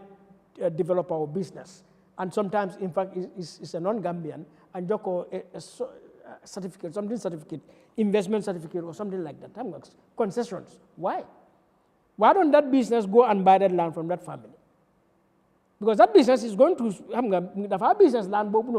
like developing it anyhow, and get richer and richer, that family is denied it. All right, baal moo ñëw ci nene because bëgg naa tamit ñu ñëw ci education system bi ñëw ci justice ak yu bari balaa time bi di jeex but yow tamit bëgg a laaj rek ci wàllu jigéen mën a ñàkk a wax ci jigéen waaw te bu ñoom xam nañ ma luwaay yu bari ñu ngi in place ñoo ko xeexoon te ñoo fa nekkoon Women's Act bi ci demal a dem waaye ci wàllu politique bi ma wax foofu rek foofu moom dafa sooxe doyut wax nañ statistics yi fii 52% of the vote, how many did you say of the vote? 57% of the voters foog ñu romba tàccu di campagne di yaay campagne ñuy taxaw di win. Ñun gëstu woon nañ flag Female Lawyers Association some years back oo jigéen yi nekk politique yépp laaj leen lan la parce que ñoom ñoo xam fii métti lana tax ba mënuñoo jógee benn level dem beneen level te we were surprised li ñu wax dafa bari góor ñi dañoo buuxante nii lañ góor yi def seen coñco yi nii non I mean mooy reality bi because gis nañ jigéen ñi mos nañ jàng bi ñu ngi cee xarañ ñu ngee ñëw am na ñoo xam ne du ñëpp am na ñoo xam ne ñu ngi fanaane góor yi ñoom i neen sax loolu jug fanaan ne suñu jikko la I don't know so bunte yi nanguwuñ koo ubbi bu yàgga ba dañ daan naan noo jigéen ñi jànguñ kii wuñ kii léegi excuse boobu dem na parce que ñu ngee jàng wax nga ko fii ñun lawyers yi almost every year ñi ñoo enroll jigéen ñaa ci uppa soo jigéen ñaa ngi yokk fu nekk soo léegi waxatuñ qualification biñ jógee ci engage leen ba ñu wax ñu seen problème yu bari dañ leen a label ne ay cagalañ dañoo àndaa góor ñi dañoo di seen sëy yaa ngee sofa so many things ba nga xam ne ñeneen ñi dañoo fed up rek ne xaama bàyyi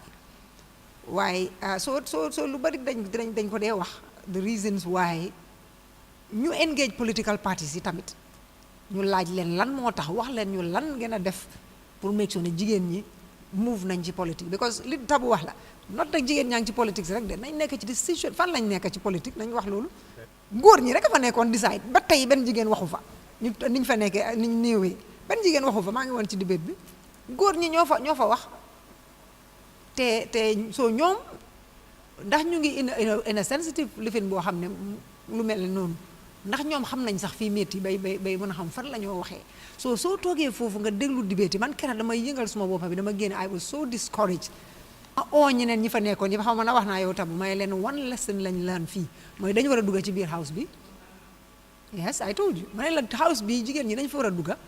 waaye soo waxee rek ñu ne la yow nag ku nekk am na fu mu war a jàppa waaye ñi nga xam ne am nañ investi dañ ci war a dugga te dañu war a make sure ne dugga nañ ci biir partis yi te partis yi ñoom ñëpp jigéen yi dañ am lu ñu war a def jigéen yi suñ demu dara du xew so really foog ñu ut nu ñu forcer partis yi ñoom seen own structures yi nañ def quota suñ ko defut tamit nañ jël strong lifi ni ñu dugal fa jigéen ñi nga xam ne xam nañ ne buñ demee dinañ liggéey soo waxee jigéen ñi dañ seen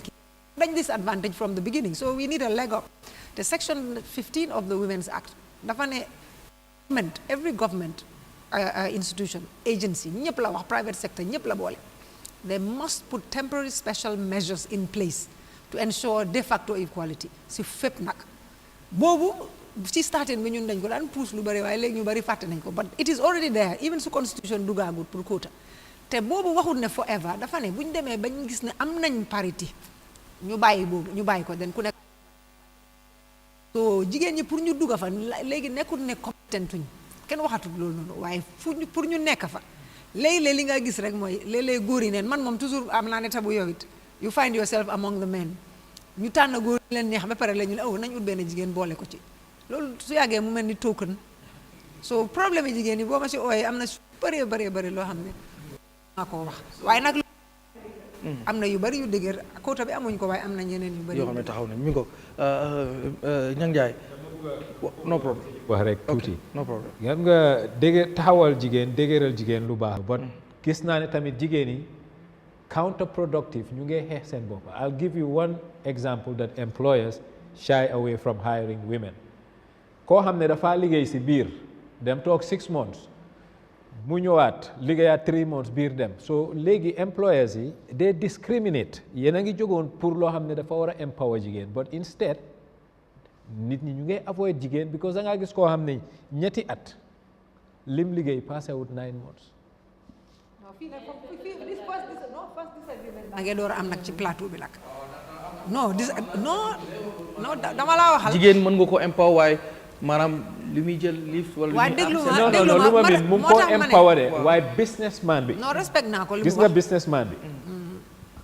his first commitment and priority is his profits. du ma xaaya nit si ñetti at mu liggéey 9 months ba pare weer bu nekka may koo fay ba pare indi ko replace waaye su nekkul fii soo léegi su war a tee xaaya keneen dina def lu nekka pour bu mu am jigéen oo mu ut koo xam ne or na ko ne kii du am doom ñëpp ñoo war a invest jigéen ji lim it's a moral hazard waa déglu ma wax gis nga bi mu dooree we heard the argument man foog naa ne employés yi teg nañ loolu sax parce que we engage woon nañ ñoom ñu bëree an challenge nañ am na ñoo xam ne dem nañ ba bëgg koo def lettre rek lañ leen bind nañu delluwaat because soo ko defee bu ñu la yóbboo koor di nga fay lu ëpp li nga doon war a fay kuku te let us look at why WHO ñoo toog gis ne pour invest in the human being xale bi nga xam ne moo war a juddu comme jigéen ñaa ngee liggéey léegi soo wi yaayam ak toppatoo bi ko yaayam di toppatoo ci first 6 ñun ñëpp ku ñu bàyyi woon first 6 months bi benn dee joxuñ la nga lekk rek nga dee bu nga nekkee xale ñun ñëpp fii so it's very important that the 6 months exclusive breastfeeding loolu la ñu waxoon. loolu discourage ku ci waaw loolu laa la waxal dama bëggee man businessman la ma bëgg loolu laa la wax su la est-ce que du ma tax ba man bu Khadija si ñëwee indi CV man ma xool ko rek ne kii su ma ko gis nga loolu yëpp ragaloon nañ ko waaye su xewee bariwut ragaloon nañ loolu yëpp ne déglu ma waaw déglu ma su maa ngi laa wax gis nga ci depuis ci starting bi loolu su xewee tam bariwut torop parce que loi bi am na fu mu leen a téye am na ñoo xam ne def nañ ko te if the evidence is there we threaten to take them to court am na ñoo xam ne bu ñu leen yóbboo ko dinañ leen te am na ñu bari dem nañ ba understand ne jigéen ñi foog nga xëccaleen ci sa side parce que suñ ñëwee 6 months boobu bu ñu ñëwee dinañ leen liggéeyal loo xam ne góor a nga fa xëñ na liggéeyal waaye dama la explainal non because ñu ngee jur lii defar dëkk bi ëllëg ñu ngee jur doom ok non du loolu sax xam nga businessman bi moom compagnie la protect foofu laa bëgg ba pare get away with it xam nga li ñoo waxtaan you cannot get away with it xam nga fii la ñoo waxee ni réew di doxee ay nit suñ buggee dem ci kanam foog ñu respect loi te loi dafa tegu ne jigéen dafa war a biir because ñu ne xam nañu jigéen loolu bokk ci moom la dafa jur at some point dina am doom war koo nampal te loi daf ko jox mu dem toog noppaliku 6 months mu del si waat li nga wax ni bañu ma ko luy am la léegi luy am la waaw luy am la in as much as dama d'accord ak yéen naka ci private sector bi in as much as dama d'accord ak yéen maa ngi gis lii mu ngi nekk si coono jigéen because bala ngaa liggéey loi dafa am cost bi waaye I'm not advocating for the private sector but there has to be equity cost doo jël rek nga ne businessman bi fayal ki mu dem toog keneen ba pare nga replace ko keneen mel ni benn place yaa ngi see fay ñaari nit ci benn weer te mooy am sax waaye xam nga li xew foog nit dafa am lu moo dundee te loi yi ñoo indi mooy tax ñun ñëpp ñu jaar ci loi bi jigéen ji su ñëwee am war a dem confinement leave for 6 months lu ko loi jox la pour mu dem waaw waaye de man li ma wax ndax loi bi seet na viability lii pour protect jigéen. because xam nga tamit yow mi nga xam ne yaa am sa business bugg a sa profit sa corporate responsibility la yow ci sa boppa pour nga gis ne jigéen boobu dem am na ko ko replace su pare su teg si waatee su biiratee because lu waaye ko jox ba pare jigéen foog rek ñu boole ko ci suñ man d'accord naa ci loolu yëpp de waaye maa ngi wax the cost element of it mooy gender issues waaye ñoom dañ war a xam ne yaa ngi invest in the human being yaa ngi invest in it yaa ngi invest business yi amul necessarily cost problem no I mean dañ bëgg a avoid rek xam nga take responsibility and and ignore all values te xam nga if you want to build a society that you deserve society bi boobu tamit dafa war a based on compassion on justice on equity like a free lunch why jigéen women are very productive very productive because for you procreate it is in the interest of society that I am agreeing with everything but what I'm saying safeguards but the businesses they cannot just sit here and then okay because jigéen bi dafa demoon maternity leave therefore dafa indi cost now take responsibility for that cost take it xam nga because I mean and many are taking it though you are now dealing with the very survival existence of society xam nga and dañ war a create a situation boo xam ne I mean not just no but I think you guys you missed the point no my point is it's not about happening you see whatever it's easy to just sign a law and say enforce every law has that's why in taxes there's what you call tax avoidance and tax evasion same with this employment the guy the person looking for someone to hire they will make sure they will craft it in a way liñ buga dinañ ko am te du nekk koo xam ne ma wax just one last thing on gis nga ki nga xam ne mooy employee udut any employee mu ngi ut koo xam ne is competent and productive su ñëwee te employers yu bari we have found over the years realize nañ suñu amee koo xam ne mu ngi liggéey moo gën a productive boobu su amee leave dañ koo dimbale mu dem leave mu dellusiwaat. and the companies the question we need many to are put complying many based on their agreement what would be the alternative don't appoint any woman or any childbearing woman. Yes. Now loolu is you are generating poverty. All those women would have to go and or you settle for somebody else. Get to a point else. By extension ñu ngi leen di create that nursing aspect of it how ma naka lañ ko dee ooyee like yeah exactly am na ñoo xam ne duñ dee jël yëpp sax dañ dee performance su delluwaat in some of these countries I think Spain yaagut ñu ngi pass a law on menstruation leave baax na menstruation leave because it is part of sun it should fit into sun economy then you also accept the reality of the human society. parce que ñu bari suñu ne no menstruation duñ leen mën a focus bu baax non point bi mën nañoo dem ba ëllëg. moo tax mbiri jigéen yi very complex wax ma employers yooyu noonu suba ñu wax. dinañ ci gën a continuer ginnaaw Gambia am na juróom benn fukki at and I think ne plateforme yu mel nii duñ ko def rek tey rek wala suba rek war nañ ko mën di gën a def bi ko réew mi moom muñ ko waxtaanee si benn fan ma ñëw dalewaat ko si Nyang Njie doo ko ñëwaat si bu ñu xoolee léegi ci pàcc jàng bi maanaam education 6 years lañ am tey boo doon xoolaat réew mi ci aspect boobu noonu muy ci wàllu education lan ndax am na lu ñu war a celebrate. waaw damaa ñëwaat si social contract jamono Jawara education franchise bi dafa limited on moo tax ñu bari daan jóge ci dex gi ñëw dëkk ci si kombo gi ñu amee leen pour ñu am opportunity dem school but ñu wax rek te yàlla tax quality of education then was first class but a society cannot continue to educate 8 to 12% of its population by ñëpp so in the 90s Gambia decided to go for access over quality ñu ubbi bunta yëpp ñëpp jàngi loolu nag mu ngi indi problème bu rëy problème bi mu indi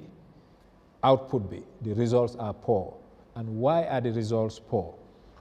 ADB and others were giving us money to build the hard infrastructure te school du hard infrastructure Christy Kuda si ron mango lañ dooree di jànga school and some of them Lamin Sane went to Yale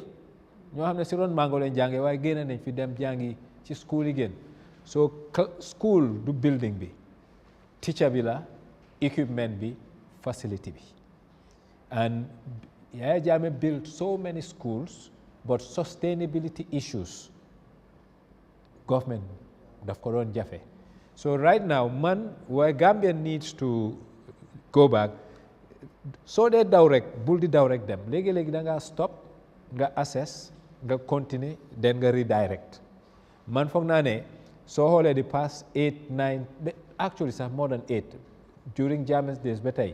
the WAEC exams are appalling so Gambia is creating functional illiterates dem nañ ci school waaye mu ñoo binda even a paragraph not even a letter so suñ buggee change lii foog ñu talk and again a national dialogue on education has to happen again happen on in the 90s I think or early 2000 thereabout we need another national dialogue on education and the reason being the demographic cluster big upper Gambia youth folk la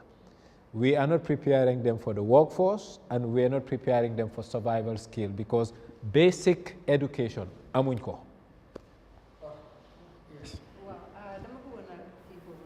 okay waaw education bi dafa important trop lim Nyang wax I agree entirely it's a great I think ne spread na ci ruxa Gambia yëpp ay school yi ñu bari am nañ opportunity pour dem school waaye standard bi foog ñu yóbbuwaale ko su dul loolu den lan la ñoo génni man li ma dee métti mooy dama look around surtout ci private schools even si duma gisuma Gambien si school so called school yi nga xam ne nit ñi dañoo dem di fay ba kii sax Gambien si nekku fa ñeneen ñoo fa nekk Gambien si fi ñu nekk ñu ngee ñaxtu ba tey mooy ci government foofu lañ gën a bari ñu ngee ñaxtu ba tey bu yàggut we heard about seen problème ñaam fa naa ne teachers yi dañ leen war a bàyyi xel bu baax a baax suñ teachers yi ñu gën leen a digëral yokk seen training ba pare taxawu leen ci pay moo xam ne jar na li ñoo sonn parce que nit mënut a fay teacher am de fanaa ñun ñëpp fii nii suñ fàttale ko suñ teacher yi liñ tax ñu toog fi ñu toog nii suñ teacher yi la ñoo xam ne du xaalis bi rek la woon sax waaye calling la woon fu ñoom dañ ko daan def seen ité di dem out of the way even outside school pour jàngale ana façon teacher yooyu noonu léegi pour make sure rek ne xale yu understand nañ te dañ ko daan dooree ci suuf grammar waaye soo seetee grammar léegi moom mu ngi ko you know basic things parce que ñun kenn suñu nekku ci àngale de waaye liñ ñu jàngal nañ try ñu mokkal ñu mun cee wax ba pare ñu mun cee am tam liggéey bu correct so standard bi Nyang wax it's very worrying man saa yu ma ko déggee dama dee worry but just balaa maa dem dama bëggoon a touch nga baalal ma rek gar mi on so another issue li ñuy naan dañu war a yóbbaale ñëpp ci dëkk bi waaye laago yi mooy persons living with disabilities anañu ci fi ñu nekk nii yëpp it took a long time pour seen bill bi ñu amoon noonu pour mu romba mu ngi romba I think it's about 3 or 4 years ago dara lañ ci defagut fu ma waxee dama ko dee wax ñii ñooy ñi nga xam ne du ñoom kenn ñoo war a xeex seen xeex Gambie yëpp a war a xeex seen xeex ni ñoo xeexee ñëpp góor ñi jigéen yi xeexee jigéen ñi noonu lañu war a ñëpp war a taxawee xeex seen xeex as simple as access ñun ñu ngi koy jël for granted dañoo waaxu rek éeg ñeneen ñi duñ dem fu bari fu ñu war a dem fu ñu war a nekk because mënuñoo éeg am na ñoo xam bu ñu demee duñ déggal li ñoo wax dee ba ci dialogue bi am na benn jigéen bi Aysatu bu ko doon wax she was hard of hearing mu ngi ko doon wax mu ne GRTS TV amuñ interpreter sign language so ñoom duñu xam la dafa nekk ñaxtu na ko so dañ leen war a bàyyi xel ñu government xam naa ne xaalis bu bari la soxla nag waaye nañ commencé duñ mën a def yëpp waaye nañ commencé di implement acte boobu ndax ñoom tam ñu mën a gis seen boppa ci lu bari ci waaw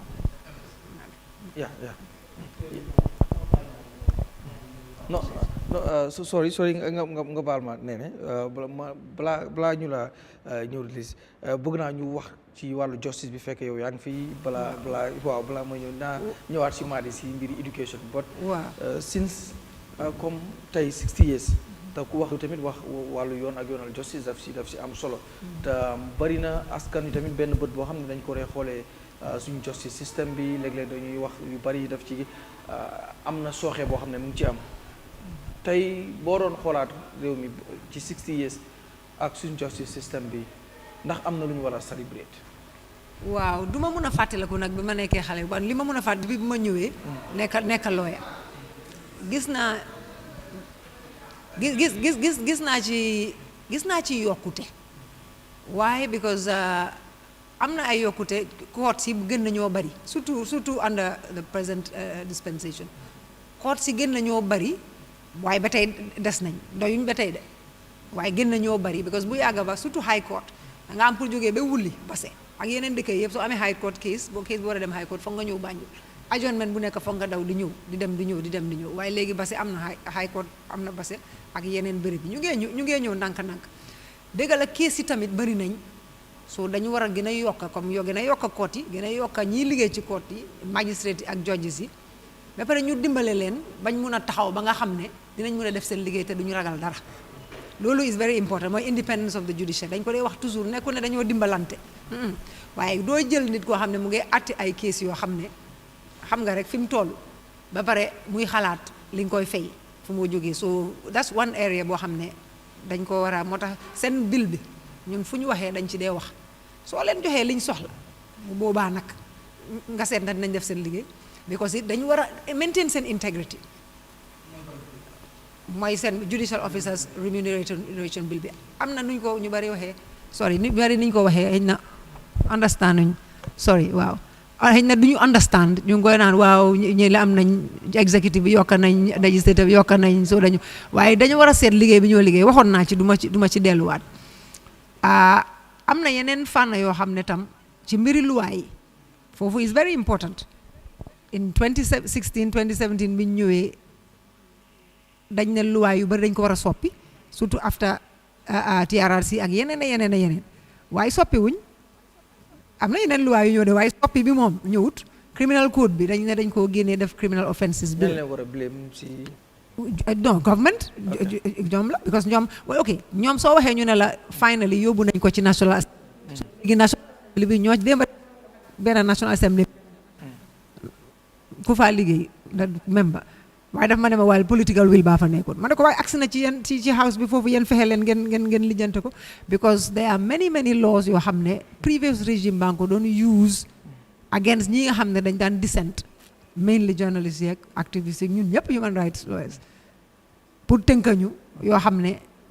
recommendation wax nañ ne nañ ko génnee am na yoo xam ne Supreme Court decision in by Emile Touré moo wax ne nañ ko génnee ay criminal defamation I mean in the civilized country bi ñu nekk nii am na laws yu bari not just yooyu waaye some others yoo xam ne war nañ cee gën a góorgóorlu wax naa ko keroog ci legal year bi law reform commission bi nga xam ne moo war a saytu yooyu yëpp dafa war a dox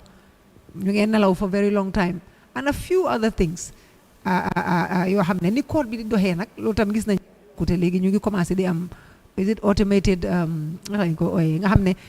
judge duñ bindal di nga mën a am dinañ mën a am transcript recorded transcript and then afterwards try yokka speed bi parce que ñoo complain dañu am ay case 1 year 2 years 3 years 10 years pour case yi gën a gaaw so yooyu tamit mu ngi fa then li ci des tam mooy xëy na legal aid boo xam ne dinañ mën a make sure ne ñi nga xam ne mënuñoo fay lawyer dinañ mën a am access parce que man saa yu ma wax dama dee xalaat du ñu mun justice warut a nekk rek koo xam ne mun naa fay kon dafa mel ni kon ku mun a jënda ku munut bàyyi so ñooñu tam dañ leen war a gën a seet lot of reforms suñu waxoon prisons reforms gisaguñ dara de ñëwagut gis nañ biñ njëkkee dugg a mile 2 after bi Yahya Jammeh demee everybody was waxoon nañ ne sax dañoo sampa beneen defaraat beneen prison déggaatuma dara ci loolu so justice system bi lu bari improve na nag I have to say waaye tam fas lu mu daw ñu yokk ko yar am na fu bari fuñ mën a improve depending on koo waxal tamit buñ gisee léeg-léeg case government bi dañ dee lose ay cases but comme ku si mel ni suñu naataango Pa Modou Bojang comme case bi ak IGP ñuy wax sometimes dañuy gis ne dafa mel ni bu luusee case bi tamit pour mu respect lu verdict bi dafay nekk problème government nag ñoo war a nekk number 1 ñuy respect loi parce que loi bi moom ñëpp war nañ koo respect waaye surtout government so ñoom seen obligation la su fekkee appel luñ xaw ma case boobu naka la demee xaw ma dañ appel su fekkee ne appel nañ dan duñ fayagum léegi ba appel bi jeex waaye bu fekkee appel luñ case gi jeex na like any other judgment ñoom ñooy number 1 ñu war a jiitu ci di ko te suñ ko defut loi am na yoon de enforcement waaye xam nga rek rafetut di enforce against government dafa dem ba dafa dina métti nag waaye xam nga rafetut government seen boppa so if there is a judgment against them te court jeex na amut appeal finality àgg nañ finality ñoom seen bopp dañu war a respect léegi lan moo since yow dañuy ñëw bàyyi ma des ak ñi balaa ñuy jeexal lan mooy war a doon xam nga waxtaanee nañ fi wax fi yu bari si yoo xam ne ay jafe-jafe la tey lan nga saafara boot si wàllu justice bi ndax am na yu bari yoo xam ne doxut di nga ko waxee because ñu bari am na ñu ciy jooy lan nga foog ne noonu lañ ko war a deferee ba nga gis ne am nañ juróom benn fukki at waaye xëy na juróom benn fukki at ak juróom yi dina fekk yiñ jooy nii si juróom benn fukki at yi fekk nañ ci dugal xaalis ñu make sure ne am nañ court yu correct court yu doy ñu dugal fa ay nit ñoo xam ne seen xel yi màcc nañ dinañ jubal dinañ jubanti ma àbba boobu waaw dinañ tëral loi ba ñëpp am confidence ci loi bi am na beneen tam mooy na ADR léegi case yu bari léegi ñu ngi am nañ office yuy mediate mooy waxtaanee bi nga xam ne yàgg nañ suñ maam yi suñ amee problème ñuy waxtaanee suñ problème ñu saafara ko nga xam ne du ñaaw daal bu àggee koor kenn win kenn lose mediation loolu mun nañ koo gën a encourage waaw ñu spread ko not just Banjul fii waaye mu dem ci gox-goxaan yi tamit nga xam ne ñu bari ñu sori waaw parce que su loolu ñoom dañoo am pour ñëw down waaw te daf dee costly dina cher ak yeneen waaye nañ ci dugal xaalis ba pare nit ñi ba pare lu rule of law country lañ dëkk mooy ne dëkk bi lu waa koo doxal moo koy doxal lu waa tëral rek dañ ko war a respect jërëjëf te loolu ñëpp la asalaamaaleykum waaw maybe mun naa laa bàyyi nga demale waaye ma fekk maa ngi wax comme wax na lu am solo ci luwaa yi te luwaa yi nga xamante ne wax nañ ne dañ koo reform ñu ngi ko gisaat ci luwaa yuñ mbébét pour ici for example the cyber crime bill lu ñu waxoon ne ci wax naa criminal code bi lu fa nekk exactly loolu moo nekk ci cyber crime bill bi te mu ngi nduróo nii de ñu ngi sotti fii di def fii di sotti fële di def fële vetting bill bi loi yu bon yow ñoo fa nekk comme loi yi nga xamante ne ñu ngi ko wax about pour gestu ay nit ñi nga xamante ne comme soo amee comme wax ak ay kaddu wala nga nekk nit koo xamante ne yow da nga critical ci government su fekkee ne sa xarit bi sa mel na noonu yow duñ la jox liggéey xam nga comme yooyu noonu luwaay yi nga xamante ne wax nañ ne yooyu dañ ko war a génne léegi yow yaa ngi si luwaay yooyu noonu ak tamit li nga xamante ne moom mooy ICT Act bi Information Communication Act lu bon dafa nekk comme for exemple nit mun naa ñëw security ñu ñëw ñu jël sa phone bi ñu jël gis nañ fi Madi jël waaw sa jël na sa phone bi without any oversight nga jël sa phone bi nga ne because of just for the interest of national security loolu mu ngi fi luwaa yi ñu ngi fi ba léegi so man loolu dafa tiitaange la because dañ wax ne génnee leen luwaa bi waaye yéen a ngi isi luwaa yi nga xamante ne yooyu ngeen bébét cyber crime bill boobu lu ko gën a garaaw ci bill yi amut so National Assembly bi tamit ñoo war a bàyyi seen xel wax na National Assembly bi National Assembly bi nag dañ polarise yu bëri xam nañ ne waaw sa political interest war nga faa taxaw waaye da nga war a bàyyi xel ne mboolem luwaa boo isi dina la xont ëllëg waaw dina la xont ëllëg because ñu nekkoon ci nguur gis nañ APRC ñoo nekkoon ci nguur waaye léegi lii nañ am na luwaa yi nga xamante ne moo leen xont Yahya Jammeh soo gisee mu dismantle code bi am na jamono boo xam ne dafa soxloon ñooñu te mënuñoo constitute a quorum so foog naa ne loolu lañ war a bàyyi xel ci luwaay loolu laa bëgg a balaa ñoo dem government mu ngi isiwaat yenn luwaay nga xamante ne loolu dafa dangereux si Mr Jobarteh ndax am na lu ñu war a tey di president of Gambia Bar Association wax na ko ba ndax really 60 years am na lu ñu mën a celebrate ci suñu justice system bi so you see justice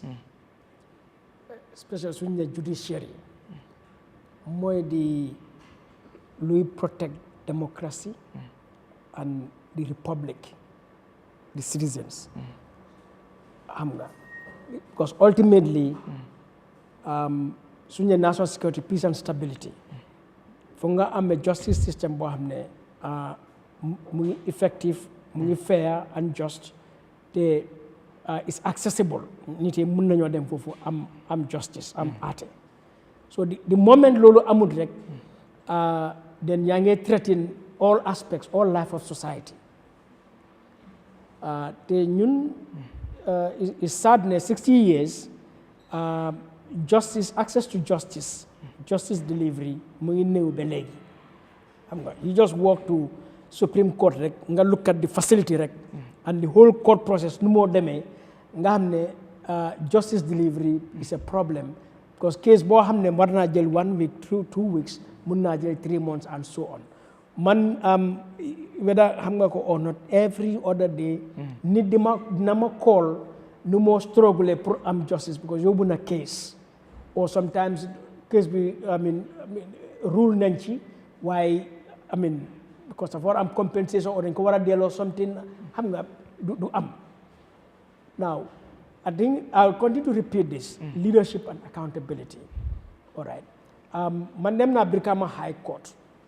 and I was very sad the state of Brikama High Court dem naa Banjul Magistrates Court Kanifing xam nga sun court houses are houses of dignity because in that house foofu la life and death issues are decided there xam nga foofu da tax nit dina toog di ne daal dinaa jël doole xam nga lu ñuy wax take the law into my own hands xam nga so loo xam ne dafa prevent loolu our justice system should be effective and efficient meaning dafa war a accessible dafa war a affordable ñu bari ñu ngi am cases fii man am naa cases issues even as an organization Edward Francis Small Center for Rights and Justice am nañ issues yoo xam ne approach nañ lawyers but I know the cost of it is too much bu nu ñoo dem nuñ bugg a demee all right so man dama feel ne it is good the Gambian judiciary ñu ngi ko Gambianize and ñu ngi independent I think now we can say that soon courts judiciary is very independent loolu baax na but it is important that Chief Justice bi and his team ñu make justice affordable and accessible all right meaning dañu war a am court structures around the country meaning also government bi and the parliament dañu war a invest a lot into the judiciary xam nga not just in terms of the benefits that go to individual judges and justices xam nga magistrates judicial officers because gis nañ that judicial officers bill and and people had a genuine concern because xam nga fairness bi tamit matters for the entire public sector but while yaa ngi try pour take care of the personal benefits incentives and so on for those officers it is important also to advance to expand the services and facilities of justice delivery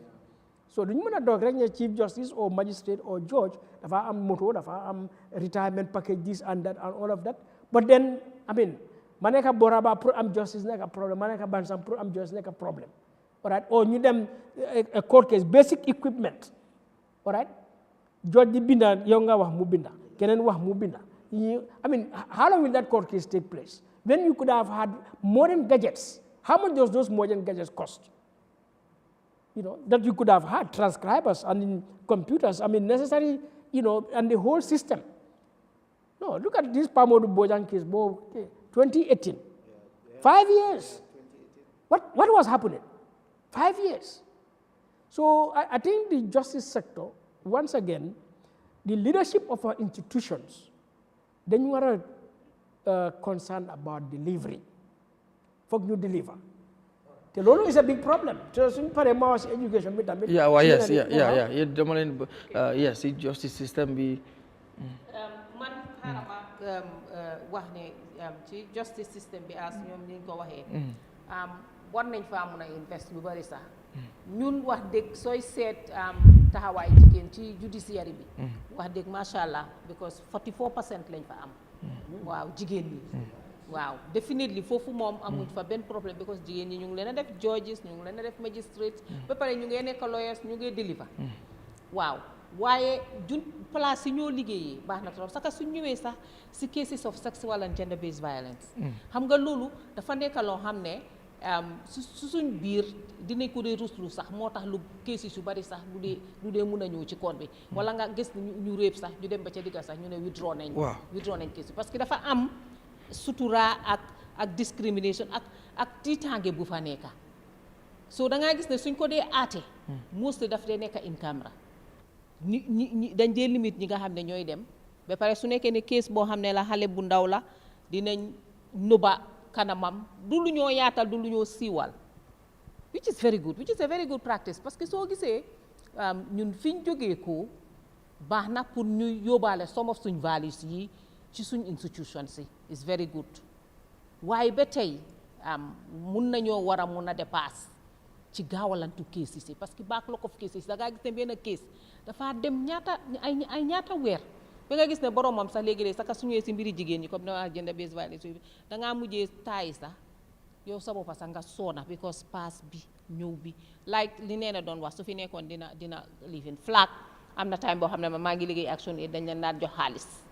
waaye xam nga xaalis bu ñoo jégaani toujours du loo xam ne dafa sustainable government waroon naa am kees boo xam ne su nekkee ne yii am na ñu génnee jàppale jigéen ñi am soo ne déggoon naa one time ne minister of gender am nañ lu mel noonu ne nañ dee jàppale ñëpp waaye du kees bu nekka moo dee agsi foofu noonu soo naka lañ ko décentraliser tamit bu beneen pour ku nekk mun a am access to yoon access to justice waaw léegi su ñëwee si mbiri njàng mi fu bugga naa faa taxaw wax fa ne laaj na dépasse bu rëy dépasse bu bari because comme niñ ko waxee ñun soo seetee suñ population ay xale lañ te xale yooyu noonu fi mu nekk jamono bi dafa àddina bi fa tollu foo xam ne nekku de danga war a am basic education rek nga am fa ndax ñun sax suñ curriculum bi dañ koy seet ndax suñ maquette bi lim demande suñ marché bi lim demande ndax ñun loolu dañoo joxe fi mu nekk nii métier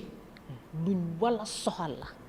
government dafa war a jël métier seriously su buggee ay ndawam toog ci réew mi liggéey su buggee ay ndawam am jumtukaay mun a jàppale boppam ëllëg jàppale famille am ñu break the cycle of poverty nekkut ne ñun ñëpp dañoo war a toog ci classe of course we need basic education waaye vocational training gis naa ne higher education science and technology ñu ngi ci dugga waaye foofu dafa war a nekk benn focus ba pare ñu def ci dépasse bu bari su nekkee ne dañoo war a wàññi dañ bëgg a wàññi jigaani yu bari ci biti parce que réew jigaani di uti di ñaan tabaxu ko te am nañ ressource jigéen ñaa ngi fi bari nañ ndaw ñaa ngi fi suñ leen tàggatee parce que réew ñi soldaar yi réew foog dafa war a am xam-xam dafa war a am métier te jàngam mi wax dëgg man wax bugga naa buñ fi toogaatee yeneen ñetti at ne wax dëgg dépassé nañ fii ñu gis su ko defee xale yi mun a toog ci réew mi because soo gisee daw bii di uti yëpp man xale yi dama leen di yërëm ne waa ñii ñëpp suñ demee sax lu ñoo def because àndu ñoo métier àndu ñoo dara waaw dañoo taxaw de wala ñu jox leen waaw ñu jox leen ay for li waaye su nit ki ñu ne bu ko may jën jàngal ko nu ñoo nappee su ko defee bu ëllëgee boo fi nekkutee mu mun a demal boppam balaa mooy bëgg naa ñu ñëw ci keesu foofu la ñuy jeexale ñetti ponk mbiru Yahya Jammeh tamit bëgg naa ñu dugg tamit ci lu jëm ci draft constitution bi 2024 6 years ba léegi ci balaa mooy ñëw ci yéen ñaar foofu laa koy doore Madi dafa bëgg a wax ci education bi so education I think ñëpp agree nañ ne réew du mën a dem without xam-xam jànga so if that is the premise ne pour réew mën a dem kanam foog ñi am xam-xam so jànga moo dee joxe xam-xam te Nyang wax na Marshall Plan xam nga ñi war nañoo ñun sometimes dama dee feel ne suñ technocrates yi intellectuals ida jànguñ history bi o dañ dee fàtte but when you go into that Marshall Plan that social contract lu moo wax dafa def lot of investment in the social sector education to the point ne education was practically made free realizing ne foog ñu educate the population to the point that some countries very advanced countries today like Finland education is free up to university. If you go to Singapore, Lee Kuan Yew, the difference also is again, it comes back to the leadership and accountability. You see, Tabu would remember 2012, ñun amoon nañ policy dialogue at Tango on education. The current vice president, all right, and the current minister of public service, Babukar Boy, and the vice president, Mohamed Jallo, they were at the Ministry of Education. Ñoom Tango talk for Fudonu in that policy dialogue. And I remember having exchange with them about the quality of education in this country. Because at that time, Yahya Jammeh, education was touted as one of the best ministries. Mun nañoo bind reports, mun nañoo print, produce very nice reports. World Bank projects ñoo am yëpp, ay nañ si reporting. ñu ne da nga war a report every 3 months ñu report. The organized ICCM, around the country. But at that time, education, the quality is bad. It was in shambles. Now look at Gambia results, WAS results. They are terrible until now. Why? You have a whole ministry. They have that regulation and monitoring function to make sure that in education, the standards are maintained. So, like he said, in the 90s when they removed this to access, but I feel those schools, and you could increase access still. But there should be standards so that people aim for and attain something to go to another level. So they could have maintained that. When you get a in the system, you don't know. You go around the schools. I'm in every regional education office, cluster monitors, and so on. But then the quality of education. And now you look at what is happening. Gambia College. In those days, PTC, HTC, you don't pay. All right? Now you pay. Now what does that mean? Meaning that maybe you will not have the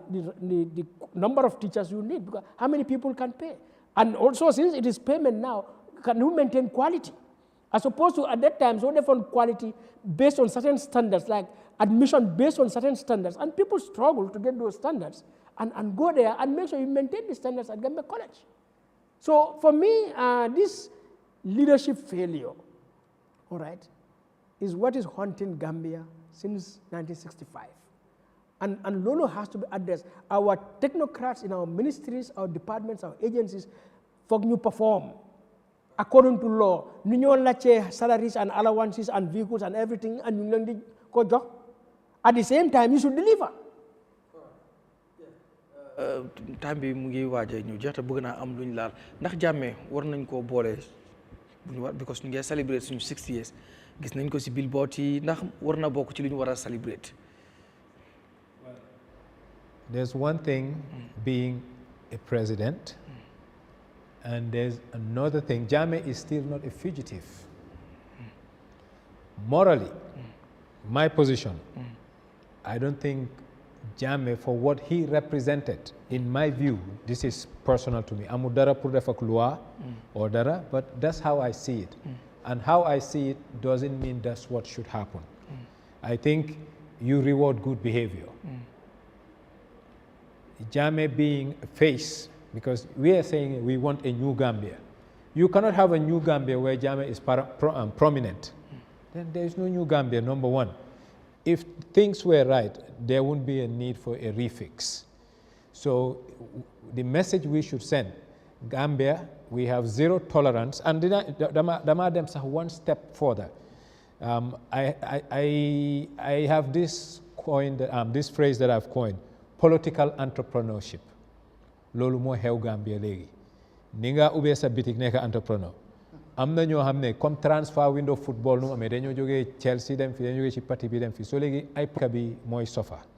because da ngaa gis ñoo xam ne they have enabled the misery and the treachery of Gambians tey ñooñu ñooy dogal suñu réew ñoo amee suñu waaw ñoo amee suñu kaddu lii is sending a bad signal. Dafa mel ne man tey mun naa fee def lu ma neex ci nguur gi su beneen nguur waree ñëw ma ñëw laaxu bokku si ñoom bokkaat. So impunity, lolu la jur. So I think Jammeh mom, left to me, he has no space in the country we want to build, not as a private citizen. Opale umako Gambia, ken opale ko fi. Mun na ñëw way bu ñëwé lu loon def na ko fi am na ay bunta yoo xam ne fa laa jaar jëflante yooyu waaye pour li nga xam ne ñun ñoo ko moom askan bi muy government boobu moom definitely xanaa history book yi binda fi jalooreem de waaye ñun suñooy celebrate I don't think liggéey na liggéey yu baax tamit man dama fair waaye it's not affaire lu baax lim def human life doesn't have a price and Jammeh he has done a lot of harm directly or indirectly so therefore not dañ ko teach lesson but we should make sure ne daal people don't celebrate people like Yahya Jammeh publicly with government tax funds. Wow, comme nu ko waxee xam nga Yahya Jammeh is part of the history. waaye lan la moo fàttali nit ñi su nit ñi gisee comme foog naa ne government bi dafa waroon a sensitive torop am na ñoo xam ne ñu ngi am métit ba léegi am na ñoo xam ne ñu ngi jànkuwante lu métti seeing Yahya Jammeh ci posta bi comme lan la moo reflect comme yooyu comme sensitivity daal koo xam ne def na loo xamante ne dafa rey ñeneen ñi seen papa yi ñeneen ñi seen doom yi ñeneen ñi seen kilifa yi xam nga ba pare issue am ba léegi ñu ngi koo waxantoo pour naka la ñëw make sure ñooñu ñu am justice so ñooñu suñ ko gisee si posta bi comme naka la ñëw feel ne ndax government bi ñu ñëw ñu def posta bu rëy si koñ bi yow ngay romba nga gis ko comme naka ngay fiile ci loolu comme foog naa ne government bi dafa waroon a sensitive ci loolu man lu ma doon wax sax ne founding fathers yi comme MC Cham lu mu ko waxee ñooñu lañ fa war a def Gambia rek nga dee gis ne ñun suñ founding fathers yi suñ ñoom Edward Francis lañ war a def Edward Francis sax lañ war a def posta bu rëy ak ñeneen ñoom Gaba Gaba Jawampa ak ñeneen PS Njie ak yu demee noonu comme nit ñi fàttali ne oh my goodness fu ñu jógee koo xam nga fu mu bàyyee koo ak yu demee noonu waaye du about ne kan moo fi nekkoon président ak yu demee noonu independence is about lan moo xewoon for example the value kii def na an engagement Edward Francis Small te jàngee naa si man sax wax naa ci dara comme yenn values yi nga xamante ne Francis Small loolu la mbubboo woon lan lañ cee jàngee soo demee America ci Constitutional Center bu Malawa Philadelphia da ngaa gis Benjamin Franklin num toogee woon di argue nga gis kii nii George Washington num nekkee woon ñoom nuñ doon waxtaanee du posta yi ay Yahya Jammeh du posta yi ay ñii ak kii posta yi ay ñoom Edward Francis Small because Edward Francis Small dafa sofa dem na exile binda na time boobu noonu jamono yooyu sax ñu ngi fi amoon ay battles time mu ngi engage li nga xamante ne mooy colonie bi la doon lii waaye Edward Francis Small was writing ci African Times nga xam ne ñu ngi ko doon publish biir UK pour won ñaawteef yi nga xamante ne tubaab yi loolu lañ nekk di North African si ak Gambian si so comme those values lañ war a jàngal so yaakaar naa ne daal dañ si waroon a bàyyi xel. Yeah, Mr. Jobarteh. When this matter came up, man moom wax naa ci. All right, pour Jammeh nekk foofu noonu. waaye nit ñi gis naa ñu ngay indi logic of the Republic of the Gambia loolu you cannot erase that. That's a legal and political fact. Okay, but you know, to be a president, it's not direct that you hold that position legally and politically speaking, because you were the president elected. Okay, it is also about the laws and the ethics of that office and the republic, and more or less values this guy is talking about. So that I'm not lu baax bu mu def, for example, and I said to myself, this suuf waaye lu baax war rek la war a def. The constitution expects nga def lu baax, you know, because that's what the law says, that you protect, you serve, you preserve, you develop, you create. Dañoo ne waaw Yahya moo def lii Jawara moo def lii Barrow. I mean, it's even a misnomer, and you ko wax rek, but it's a you ko wax rek, but loolu la loi bi wax ñu def ko. Loi bi ne bul violate, don't break. don't steal, don't kill. That's what is in the law. So Luabi is about values and act and conduct. So Yahya Jammeh misconducted himself, disregarded all the values that are expressed in the laws and in what constitutes that position. So lu demee noonu su ñëwee fii tey ñu war a am independence 60 years. That person does not deserve to be displayed. No, he doesn't deserve it. In the first place, government, you don't have to put, man dama feel ne sun poster, independence poster is about the people. Independence is about the people, all right? So our people should be what should be on that poster, sun pharmacy, sun teachers, sun students, sun doctors, sun soldiers, sun mothers and fathers, children, and ñoo fa war a nekk. If anybody has to be there, independence leaders are to be those ñoo xam ne taxaw nañ like comme naka la ko waxee liggéey nañ o dox nañ pour ñu jox ñu I feel you either put those people there Jawara xam nga PS Njie reference JC Faye IM Gaba Jahumpa ñoom MC Cham dem ba ñoom EF Small Yahya Jammeh Adama Barrow and the next president no, they are not about our independence. No, the independence is about all of us. The only people who individually deserve pour ñu mën a nekk suñ independence poster should be those people ñi xeexoon for the independence. Yeah. So man government, state house,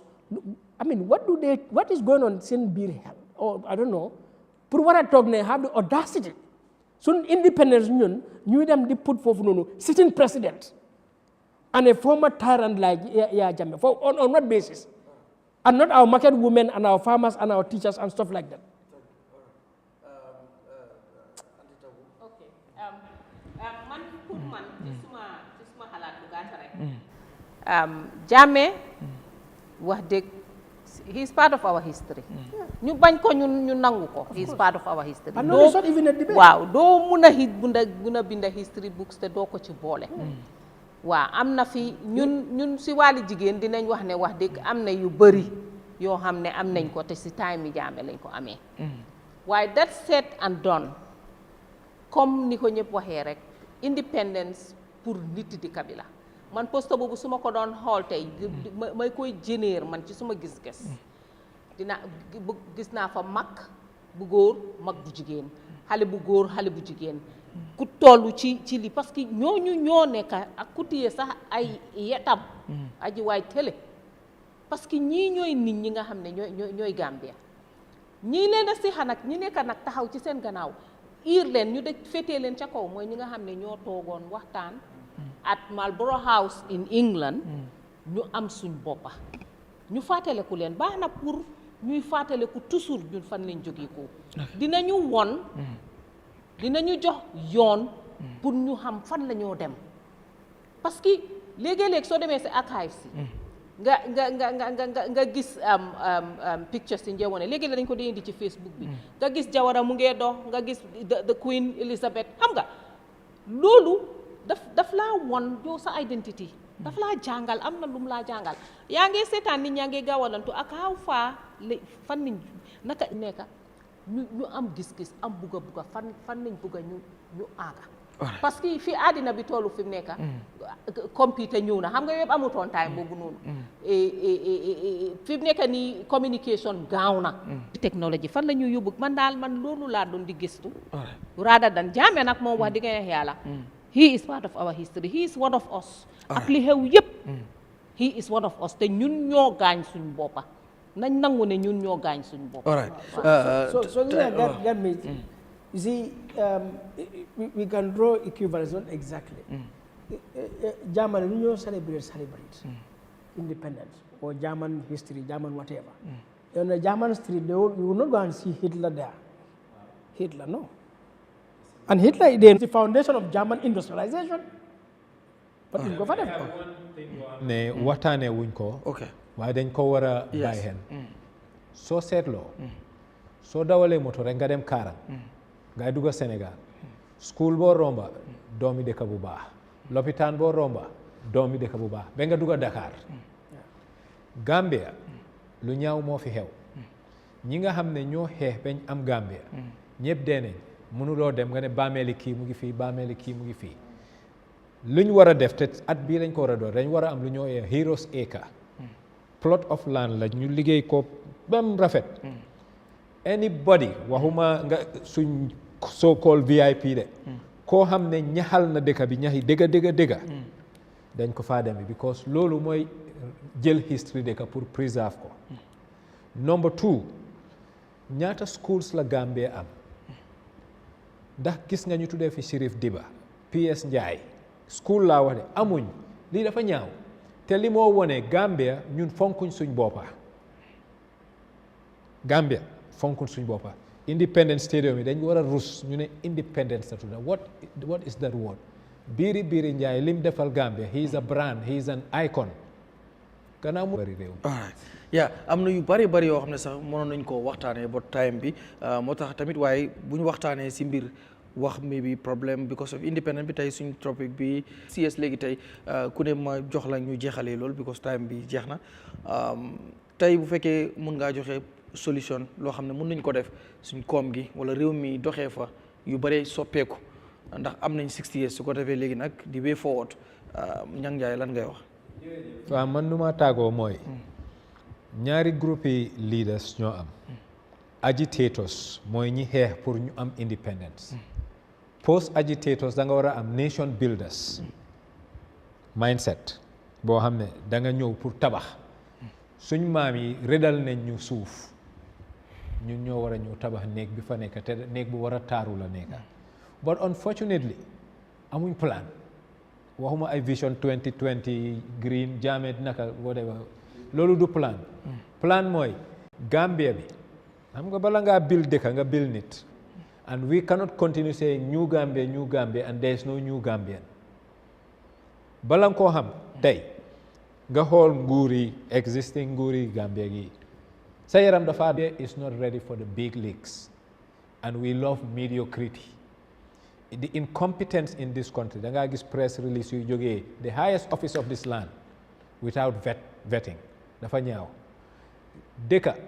da nga war a am standards da nga war a am loo bugga ak loo bañ waaye Gambia bi ma nekkee xaleel Ministry of Tourism dafa amoon t-shirt suñ daan jaay time boobu tourist market bi mu ngi nekk next to State House si boori Juma Ahmadiyya picca lañ cee def di Gambia no problem and attitude boobu mooy mindset yi Gambia in 2025 no problem. All right, Mr. Ba, the way forward.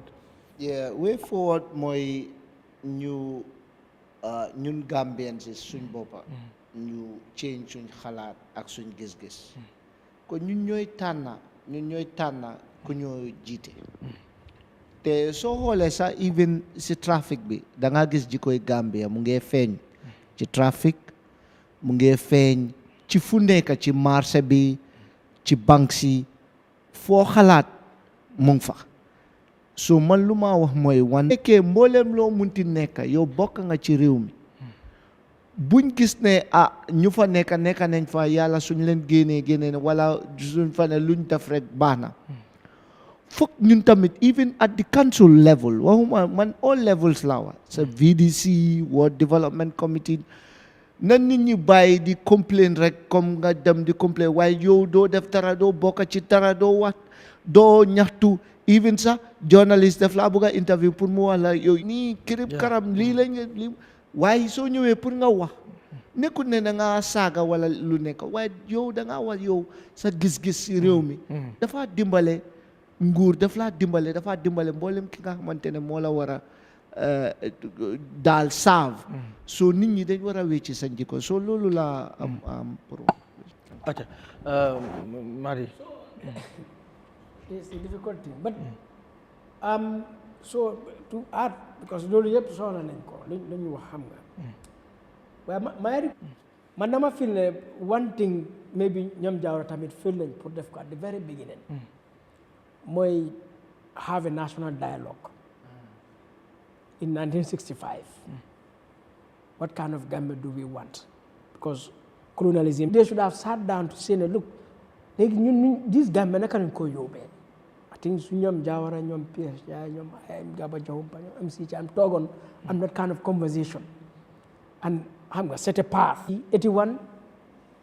some Gambians jóg rek feel ne Gambia daal doxul nekkul dem on the right way they want to change it am that Kuko incident. Now man I feel that also was a moment that we needed a national conversation. Wow, how can some people sit there fellow Gambians jël fetel ñu ne dañoo change what is wrong with us? What's the fundamental problem? Loolu amut 81 ñu jógee foofu dem 90 94 rek coup d'état am ba soldiers yoo xam ne Jawara si boppam moom moo ko create his government.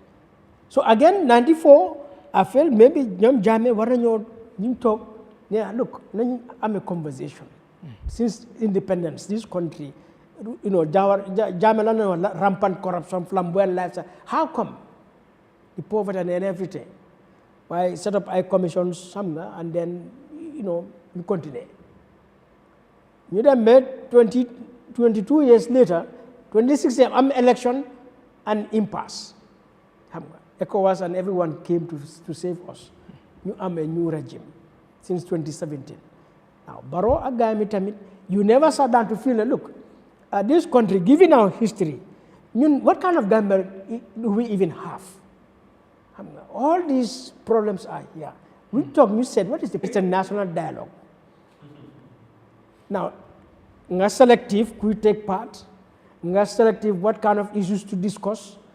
but nga fail to come to because when a dialogue is about an issue it's about a problem xam nga am na countries yu am dialogue after Ghana amoon nañ national dialogue xam nga East Timor amoon nañ national dialogue those kind of things ñu jógee out of a situation ñu amee national South Africa amoon nañ national dialogue so ñun doo mën a doog rek nga ne national dialogue solidarity moving with solidarity for self-reliance and stuff like that. That is an objective. That's it. From the government side, you know, Mr. Boy, Hamga, the chief of staff, Ami Bojan, they did not say what is the problem. They are just sending aspirations, Hamga, and stuff like that. So meaning, you avoid to discuss the fundamental issue. What is wrong with the Gambia? 60 years, you look at all the indicators, social, economic, political indicators. It is not nice. So man, I feel that going forward, then you need honest leadership. Honest leadership, genuine leadership, and then you want to learn. Currently, the top of the leadership is Mr. Barrow. Therefore, want to learn from Jawara, 1991. Jawara Mune, therefore retire. Mansa Konko, Munyo Mubaiko, and Lulu, it did not end well. Yahya Jammeh Tamit, 1994, in a 2-year transition, he will go back only to change. Barrow 3 years on. Legi Mungedem, not only 10 years, now he's looking for 15 years. You have surrogates, sycophants around him telling him for 4 years, four terms. You can try 4 terms. So, we create, produce our own,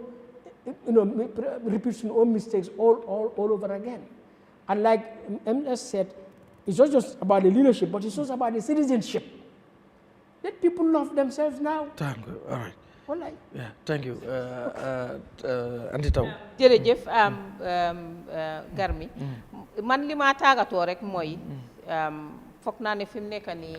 liñ fi waxtaanee yëpp tey képp koo xam ne yaa ngi doon déglu nga dégloo ñoo xel rek bañ a dégloo xool waaw te xam ne réew mee ñu ñor moo tax ñu toog di fi wax waaye di ñaax citizen bu nekk rek ne nga investi sa boppa nga investi sa boppa ni nga koo defee mooy nga gis ne am nga values yu baax yoo xam ne di nga mun a defar bokk ci ñuy defar réew mi parce que réew mi du ne nguur rek a ko moo defar ñun ñëpp dañ ci am wala pour defar it's a collective responsibility nañ invest ci fi nga xam ne mooy mun a taxaw mooy mun a tax réew mi sooxe bi moo sooxe nii mu jóg taxaw invest in education invest in technology ba pare ñu del si indiwaat civic education ndax nit ñi nopp Gambia dafa soxla ko nopp fu mu nekk nii parce que su nekkee ne bugga nga sa réew nga dem ñun ñëpp dañ dee tukki ñu ngi dem ci yeneen réew yi ñu gis yeneen réew yi naka la taaroo dañ ko dee nama pour tamit mu am suñu réew te ni ñu ko mun a defee rek mooy ku nekkat boole ci sa loxo buñ ko bàyyee nguur rek ne nguur a war a def lu nekk dégg la nguur la ñoo jox suñ dépasse te ko dépassal fay ko suñ naamo yi expect ne mu indi waaye moom tamit dina am foo xam ne dafa soxe nga xam ne yow doomi réew mi tamit war ngaa mun a ñëw def sa waala te buñ noppi nañ nekk di wax rek am na ñoo xam ne dinañ dégga am na ñoo xam ne dinañ ci mer am na ñoo xam ne dinañ la ŋaaña waaye bokk ci réew mi moo tax ñun ñëpp ñu jóg di wax so maa ngi wish nag everybody ku nekk am independence bu baax ñun ñëpp nañ waxtaan daal parce que réew dañ ko waxtaanee waaw duñ ko pàccoo nañ ko waxtaanee jërëjëf waaw parce que Gambia jar am soxla na ko mi ngoog jërëjëf maa ngi leen di gërëm yéen ñu doon seetaan di gërëm tamit suñu panélistes yi nga xam ne fekk si nañ ñu fii di ay woroomi xam-xam ñu waxtaanee réew mi ni ki ñu leen ko waxee xam naa dina am ñuy seetaan di wax ne waxu leen ci lii mënuñoo waxtaanee lépp te itam waxtaan bi duñ ko yemale fii rek ginnaaw Gambia am na juróom benn fukki at yu mel nii nañ faral di am yenn special edition yoo xam ne nañ waxtaanee yu bëree bëri waaye les doon waxtaanee mooy rek tënk yenn ci yi nga xam ne mënees nañ koo waxtaanee di gërëm ñëpp di gërëm Nyang Njie ci fekk si bi ñu fekk si tey fii bàyyi yitteem yëpp ñëw waxtaanee réew mi gërëm tamit Nene Cham président of Gambia Bar Association di ko gërëm bu baax moom tamit di gërëm Madi Jobarteh human rights activist di ko gërëm bu baax a baax di gërëm tamit Tobaski Tabu Ndiaye Sarr moom itam ñu ngi koy gërëm bu baax a baax di anti Tabu Ndiaye di ko gërëm bu baax di leen gërëm yéen ñi nga xam ne itam yéen ñu doon seetaan ñu ngi gis comments yëpp bu ñu mënoon a am time dinañ ko read bis ko gis nañ fi some positive comments yu bari yoo xam ne wax ngeen ko te démocratie nii lay demee ku ci nekk da nga am sa kaddu ci réew di leen gërëm yéen ñëpp ñu ngi doon seetaan YouTube Facebook ñëpp tamit ñu ngi leen di gërëm bu baax di gërëm ñu nekk technical team bi Manga bu Seri Kanté Khady Diassi ak Diarra si la ñu nekk foofu noonu ñëpp di leen gërëm waaye itam di leen wax rek ni leen happy independence ndax ginnaaw Gambie am na juróom benn fukki at suba lañ koy màggal Eyeafrica TV itam dina leen jox live coverage ci lépp loo xam ne mu ngi xewee Makati Square incha allah waaye yeneen celebration yi nga xam ne am na ñeneen ñoo xam ne dañ ko def tamit ci biir réew mi ndax ku nekk ak ni nga koy célébrer Eyeafrica dina def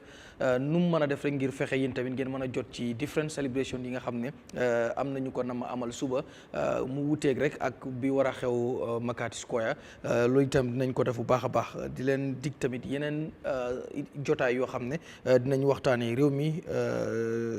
ci yeneen ak yeneen am na yu bëri yoo xam ne bëgg nañ koo waxtaanee waaye xaju woon fii waaye incha allah dinañ amaat yeneen jotaay pour wax ko di leen gërëm bu baax a baax ak fu waaye mën a nekk rek ñu ngi koy gërëm fu Gambie surtout nag Gambien si nga xam ne ñu ngi nekk abroad di seetaan seen xel yëpp xëy na mu ngi nekk fii tamit ndax ak lu mën a xew independence bu jotee nit ñi dañuy am fili nii that celebration ndax nu mu demee la kon yéen tamit ñu ngi leen di wis happy independence ak fu waaye mën a nekk jërë ngeen jëf mbokk yi dig leen daje suba incha allah ci Makati Square